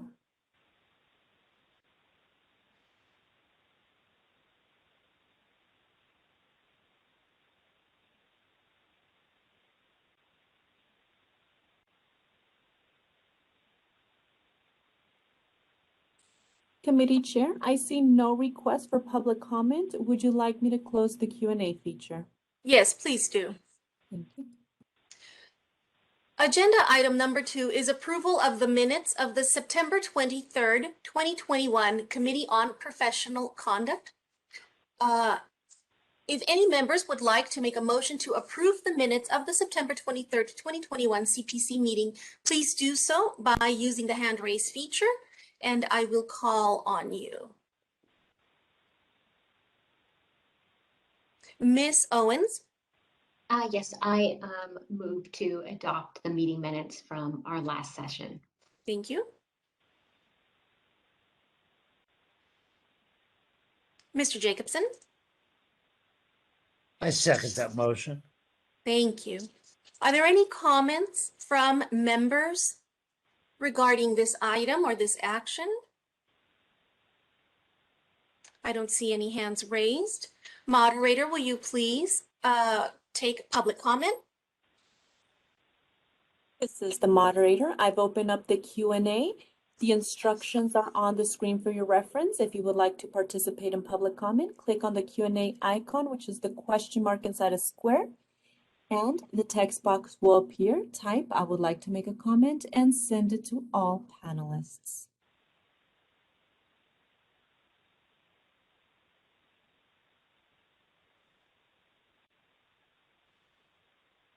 Committee Chair, no requests have been submitted as of now. Would you like me to close the Q&A feature? Yes, please close the feature. I will now call for the vote. Ms. Reed, will you please proceed? Dan Jacobson, Yes. Sochi Leon, Abstain. Luz Molina Lopez, Yes. Dee Dee Owens, Yes. and Michael Savoy. Yes. The motion carries. Thank you, Ms. Reed. Agenda item 3. Now, this is a discussion and possible action to change the Uniform Certified Public Accountant Examination Notice to schedule expiration period to 6 months. And Ms. Gracia, I will turn the floor over to you for your presentation. Please begin. Thank you, Ms. Molina Lopez. For this item, the CBA is being provided an opportunity to consider amendments to California Code of Regulations, Title 16, Section 8.1, to reduce the CPA exam notice to schedule expiration period from 9 months to 6 months. NASBA is requesting uniformity across all state boards of accountancy in regards to a 6-month notice to schedule expiration period. Uniformity across states provides NASBA an opportunity to convey information more simply to applicants. Currently, 43 states have a 6-month expiration period. The remaining states have different expiration timeframes, with California currently having a timeframe of 9 months. Once the CPA exam application is approved, the applicant has a year to select the exam sections they wish to take. After the exam sections have been selected, an authorization to test is sent to NASBA, and then NASBA will provide a payment coupon to the applicant, which must be paid within 90 days. Applicants are then given 9 months to schedule testing dates for the sections that were selected. Once the first section is passed, there is an 18-month window where the applicant must pass the remaining 3 sections in order to not lose credit for the first passed exam section. If an applicant fails a section, they may submit a repeat application, which is automatically approved. Prior to July 2020, the CPA exam was administered in exam testing windows. The testing windows were 3-month periods, with 2 months open for testing and 1 month reserved for scoring and exam maintenance. The 9-month expiration period for the current notice to schedule was established in CBA regulations when testing windows were utilized. As of July 2020, the CPA exam is now offered through continuous testing, meaning that tests are administered year-round without the need for downtime for scoring and maintenance. This also means that applicants do not have to wait until the next testing window to take new exam sections or retake any failed sections. The move to a 6-month notice to schedule expiration would lead to more consistency between states, since most other states already have a 6-month notice to schedule. In order for the CBA to change the notice to schedule expiration period from 9 months to 6 months, staff would need to work with DCA's legal counsel to draft regulatory language for CBA consideration at a future meeting. Staff does not have a recommendation on this item. If the CBA approves the change from 9 months to 6 months as requested by NASBA, the board can make a motion to direct staff to work with DCA legal counsel to draft proposed amendments to California Code of Regulations, Title 16, Section 8.1. I would like to turn the discussion on this topic back over to the chair, and I will do my best to answer members' questions. Thank you very much, Ms. Gracia. Members, are there any questions on this item? Ms. Leon? Yes, thank you. Are there any risk with being consistent with other states? There don't appear to be any risk related to changing the time frame. There's really there's no benefit to changing it, but there's also no disadvantage to changing it. Okay, thank you. Ms. Owens? Thank you for the summary. Is there any information that would tell us how many applicants use that remaining, few months? So if we go from 9 to 6, what potential impact might we be having?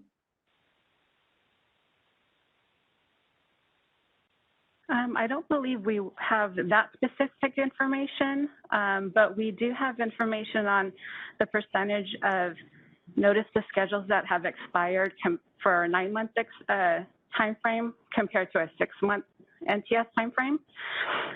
So currently, the past 3 years, there's been a little over 13% notice to schedules that have expired prior to an applicant completing all their exam sections under that time frame versus a 6-month notice to schedule that is roughly 10% expiration rate for applicants that don't test within that time frame. Okay. Mr. Jacobson, did you have a question? I did, thank you. Does this put extra pressure on our staff to shorten time? The impact that it would have on staff would be for the regulatory change that we would have to make in order to make this change. Okay. And one other question, would this benefit NASBA? It benefits NASBA in the way that it, like mentioned earlier, it creates uniformity among all the states. It simplifies their messaging to all the candidates that would, have to go to their website to do research on requirements of each state. And it also just encourages candidates to move through the pipeline a little quicker. Thank you. Any other questions, members? I do have a couple of comments. I do understand this is a request that NASBA is making of our board. However, the regulatory process or the rulemaking process for making this change, I understand is not something that's easy or quick. And so in my preparations regarding this item, as well as in conversations with staff, the idea came up that perhaps other changes would also be needed in the coming months. They'll be presented in the near future. And so if this change is not an urgent one, and it doesn't seem to be something that is urgent, I would entertain a willingness to sort of hold on to this request and wait and see if there's additional changes that we are being asked to consider, and then at which point opening a rulemaking process, not just for this change, but to be a little bit more efficient in also accommodating other changes, since the rulemaking process, again, is not quick and it's not necessarily easy. Board members, any thoughts on that idea? Miss Leon? I agree with you, Ms. Molina. I'm all about consistency, unless there's a strong business rationale as to why we need to be unique. So, but given your point in regards to not necessarily being a high urgent need to change it now, if we can piggyback off of other momentum where we can add this for later changes on simplification and consistency because of the work from a rulemaking perspective, your perspective makes sense, and I agree with them. Thank you, Ms. Leon. Mr. Jacobson? I also agree with you. Do you need a motion, or is this just something that we ask staff to keep an eye on? Right. I believe, I don't know whether we need a motion or not to direct staff. Ms. Bowers, would you be able to chime in, or Ms. Deanne? Hi, good afternoon. This is Patty. No, you do not need a motion. You could just provide that general direction to staff, and that would be reported out to the board. I suggest that we follow your lead and do that. Thank you, Mr. Jacobson. Yes, the direction to the staff at this point would be to sort of put a pin on it. Hold on to this suggestion by NASBA. We're certainly not in a hurry to implement it at this time, but we're also not saying, no, we're not going to consider it. I think if it makes sense, we can bring this item back to our committee at a future date whenever staff finds it appropriate to bring this item back, along with perhaps any other changes that may arise. And so at this moment, that would be the direction. Any further comments on this item? Okay, seeing none. Moderator, let me turn this over to you to check and see if there's any members of the public wishing to make a comment. This is the moderator. Members of the public, I've opened up the Q&A feature. If you would like to participate, the instructions are on the screen. Simply click on the Q&A icon, which is a question inside of a box, typically located at the bottom right corner of your WebEx screen. And in the text box, type, I would like to make a comment, and send it to all panelists.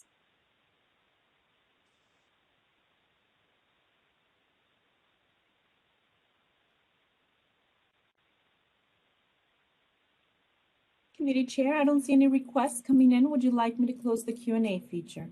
Yes, please close the feature.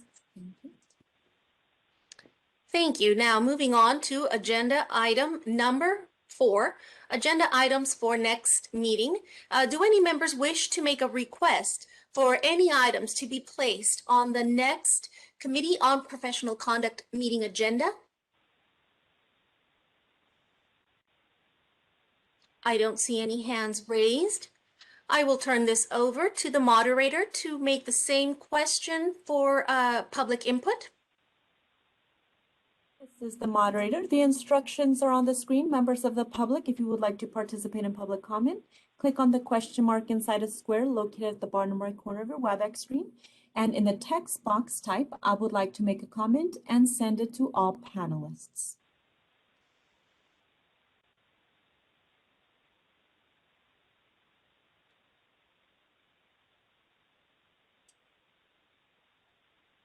Committee Chair, no requests have been submitted. Would you like me to close the Q&A feature? Yes, please go ahead. Any further questions or comments from members of this committee? I don't see any further hands. I thank you. I thank all of my members and everyone participating. And I believe we are ready to adjourn this meeting. Thank you very much. Thank you.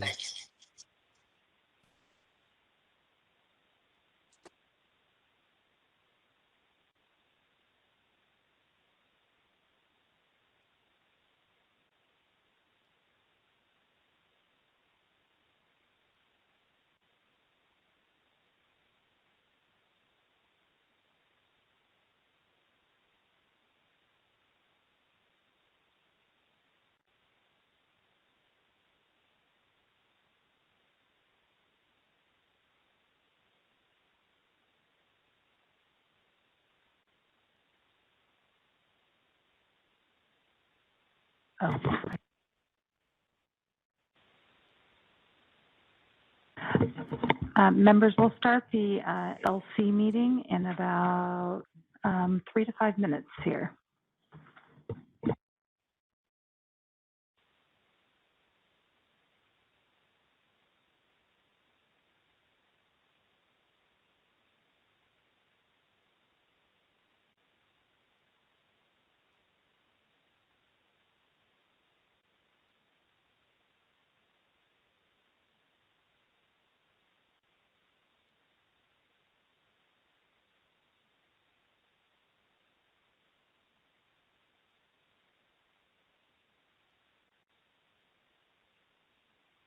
This is the moderator.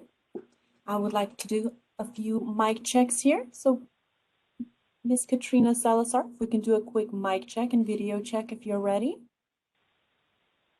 Trina Salazar, I'm here. Thank you. And Mr. Ariel Pay, if we can do a quick mic check and video check.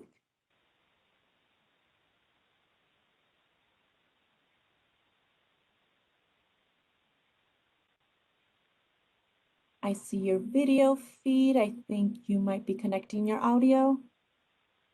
That's Mr. Pay. Mic check, mic check. Awesome. Thank you so much. Carrie Ann Farrell Hines, if we can do a quick mic check and video check. I can see your video feed. All here. If we can do a quick mic check, I can see your video feed. Oh, yes. Can you hear me? Yes, thank you. And Mary Jiang? Yes, can you hear me? Yes, I can. Thank you. And Sochi Leon, if we can do a quick mic check, I can see your video feed. Good afternoon. Good afternoon. Thank you.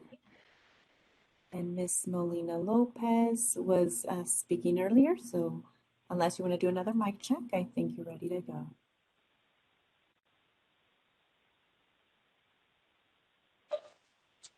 I'm sorry, Miss Moderator, I heard my name.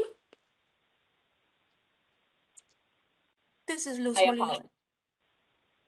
Thank you. I was just mentioning that I heard you speaking earlier in the committee meeting, so I figured you didn't need a mic check. Ah, okay.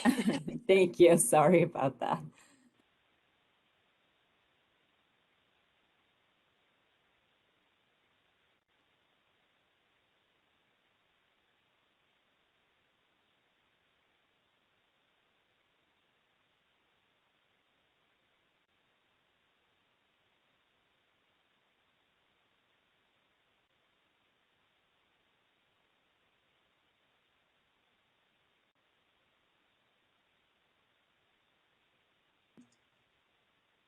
Okay, so this is the moderator. The recording is in progress. And we are ready to get started. So I'll pass it over to the committee chair. And that Awesome. is Thank Ms. you so Leon. much. All right, we'll kick it off. Well, good afternoon, everyone. I'm Xochitl Leon, Chair of the California Board of Accountancy's Legislative Committee, and I'd like to call our meeting to order. I would like to note that CBA members may view any committee meeting they do not sit on only as an observer and will remain as an attendee until their scheduled committee meeting, at which time they will be moved to the participants panel. At this time, I will turn the meeting over to Ms. Rebecca Reed to take roll call and establish a quorum. When Ms. Reed reads your name, unmute your microphone and state your name. Please remember to mute your microphone once you have stated your name. Sochi Leon, Xochitl Leon here. Mary Jiang, Carrie Ann Farrell Hines, Here. Ariel Pay, Ariel Pay. and Katrina Salazar. Trina Salazar, present. We have a quorum. Awesome. Thank you so much. I would like to thank the CBA staff and the solid team for their assistance in facilitating this virtual meeting.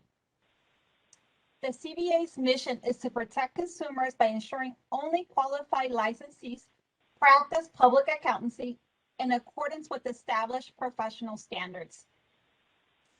This mission is derived from the statutory requirement that protection of the public shall be the highest priority for the California Board of Accountancy in exercising its licensing, regulatory, and disciplinary functions. Whenever the protection of the public is inconsistent with other interests sought to be promoted, the protection of the public shall be paramount. Before we convene, please be advised that the meeting is being conducted consistent with the provisions of Government Code Section 111133. Members of the public interested in participating in the meeting must join the WebEx meeting. Information and instructions are posted on our website. all lines are currently on mute. As I facilitate this meeting to allow for proceeding in an orderly fashion, lines will remain on mute until I direct staff to open them for public comments. I will announce when we're accepting public comments on the various issues, and staff will open up the lines as appropriate. 5 minutes will be allotted to each individual providing comments. I will also like to remind committee members and others speaking during the meeting to please use the raise hand feature if you wish to make a motion, ask a question, or make a comment. This approach is necessary to facilitate the meeting and ensure the committee has the opportunity to complete its necessary business. I appreciate everyone's understanding. All right, so starting with agenda number 1, item number 1, public comment. At this time, I will ask the moderator to provide instructions for the public to provide any comments if needed. Just go ahead. Thank you. This is the moderator. Members of the public, the instructions are on the screen and will be on the screen each time public comment is requested. If you would like to participate in public comment, click the Q&A icon, which is a question mark inside a square, typically located at the bottom right corner of your WebEx screen. A text box will open and type, I would like to make a comment. Make sure it's asking all panelists and click send. Again, the instructions are on the screen for your reference.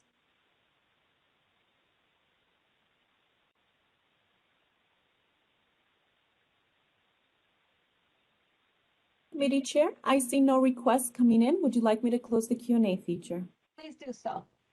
Thank you. Okay, thank you so much. Moving on to agenda item number 2, approval of the minutes from July 23rd, 2021 Legislative Committee meeting. If any member would like to make a motion to approve the minutes of the July 23rd, 2021 Legislative Committee meeting, please do so by using your raise hand feature. Yes, thank you, Ms. Carrie Ann Farrell-Hines. I move to adopt the minutes of the Thank you. July meeting. Do we have a second?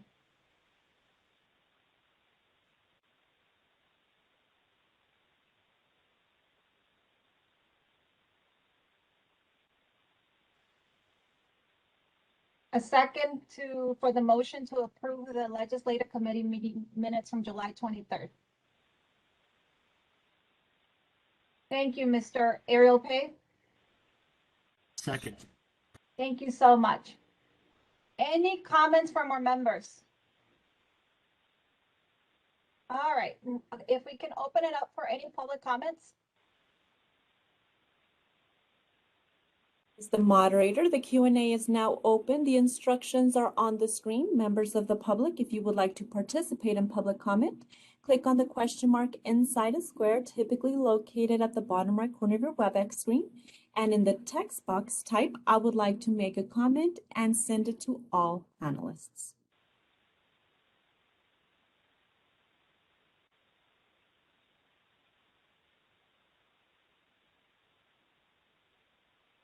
Committee Chair, no requests have been submitted. Would you like me to close the Q&A feature? Yes, thank you so much. Can we call for a vote? Ms. Reed, please. Mary Shion, Yes. Carrie Ann Farrell-Hines, Yes. Soshi Leon, Yes. Ariel Pay, Yes. and Katrina Salazar. I will abstain as I was absent. Okay, and the motion carries. Thank you so much, Ms. Reed. Moving on to agenda item number 3, final actions and outcomes on legislation the California Board of Accountancy took a position on and monitored in 2021. I will ask our Assistant Executive Officer, Ms. Pierce, if she could please go ahead with the presentation on this agenda item. Thank you, Chair Leon. So what you have in front of you is an expanded version of our traditional legislative tracking chart, which reflects the CBA positions and final status of bills on which the CBA has taken a position or which the CBA has been monitoring over the course of the year. Additionally, we have included a brief summary of bills which were signed by the governor and excerpts from veto messages on those that did not pass. With the chair's permission, I'd like to just discuss a few of the bills on the final status. If you're okay with that, I'll move forward. Please proceed. Thank you. So the first one is AB 107, and this measure requires a board to issue a temporary license for military spouses and partners. The bill would exempt a board, which includes the CBA, that has a process in place by which an applicant is able to receive expedited temporary authorization to practice while meeting state-specific requirements for a period of at least 1 year, or is able to receive an expedited license by endorsement with no additional requirements. This bill also requires the posting of licensing options for military spouses on the internet, and our website already provides this information via our homepage. The next bill is AB 298. This was the CBA-sponsored bill that, amongst other provisions, would allow applicants to sit for the CPA exam prior to completion of educational requirements. It's 180 days before they're expected to complete the educational requirements. It also expands the courses applicable to meet the ethics requirements to aid out-of-state students. The bill also clarifies that licensee and applicant email addresses held by the board are considered private and exempt from public disclosure. And AB 298 also clarifies that the secretary-treasurer may preside over CBA meetings, or if no officer is available to preside, that the president may select another board member. The next bill I want to highlight is Senate Bill 607. This bill contained several provisions impacting various boards within DCA. However, the one relevant to the CBA would waive all fees charged by the board associated with the application and initial license for military-related applicants. And then the next two I want to highlight are bills that the board took a support position on. The first one is AB 105.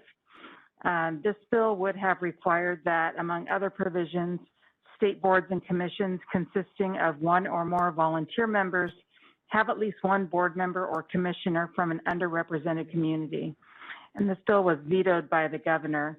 And in the governor's veto message, it stated that elements of the bill conflict with existing constitutional requirements, labor agreements, and current data collection efforts. So that one did not move forward. And the next bill is Senate Bill 702.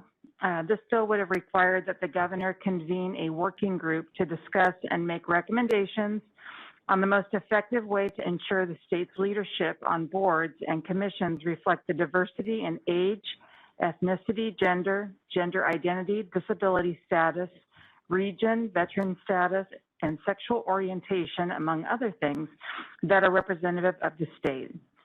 The governor's veto message stated in part that his office already makes an intentional, transparent effort to engage with the legislature, community partners, nonprofits, and a variety of stakeholders to build a diverse and qualified pool of candidates for appointed positions.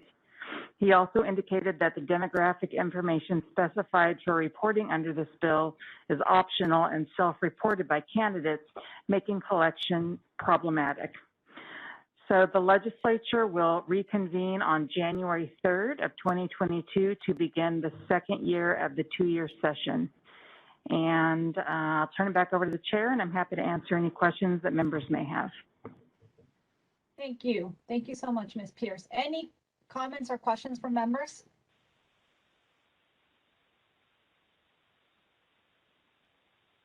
Okay, I see no raised hands. If I can turn it over to the moderator for any public comments or questions. This is the moderator. I've opened up the Q&A. Members of the public, if you would like to participate, the instructions are on the screen. Click the Q&A icon, typically bottom right corner of your WebEx screen. And in the text box type, I would like to make a comment and send it to all panelists.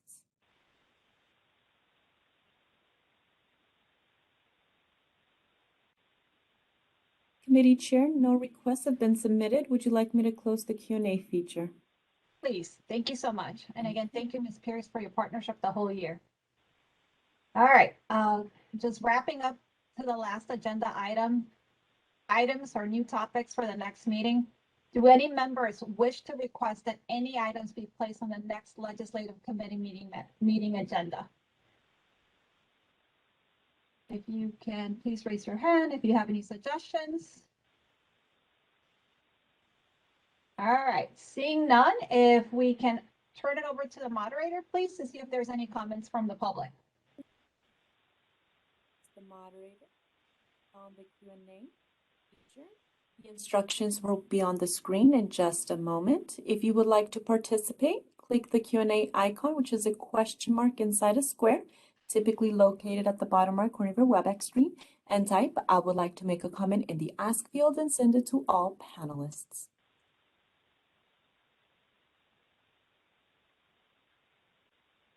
Committee Chair, no requests have been submitted. Would you like me to close the Q&A feature? Please do so. Well, seeing that there are no comments, our meeting has adjourned. Thank you so much. Thank you.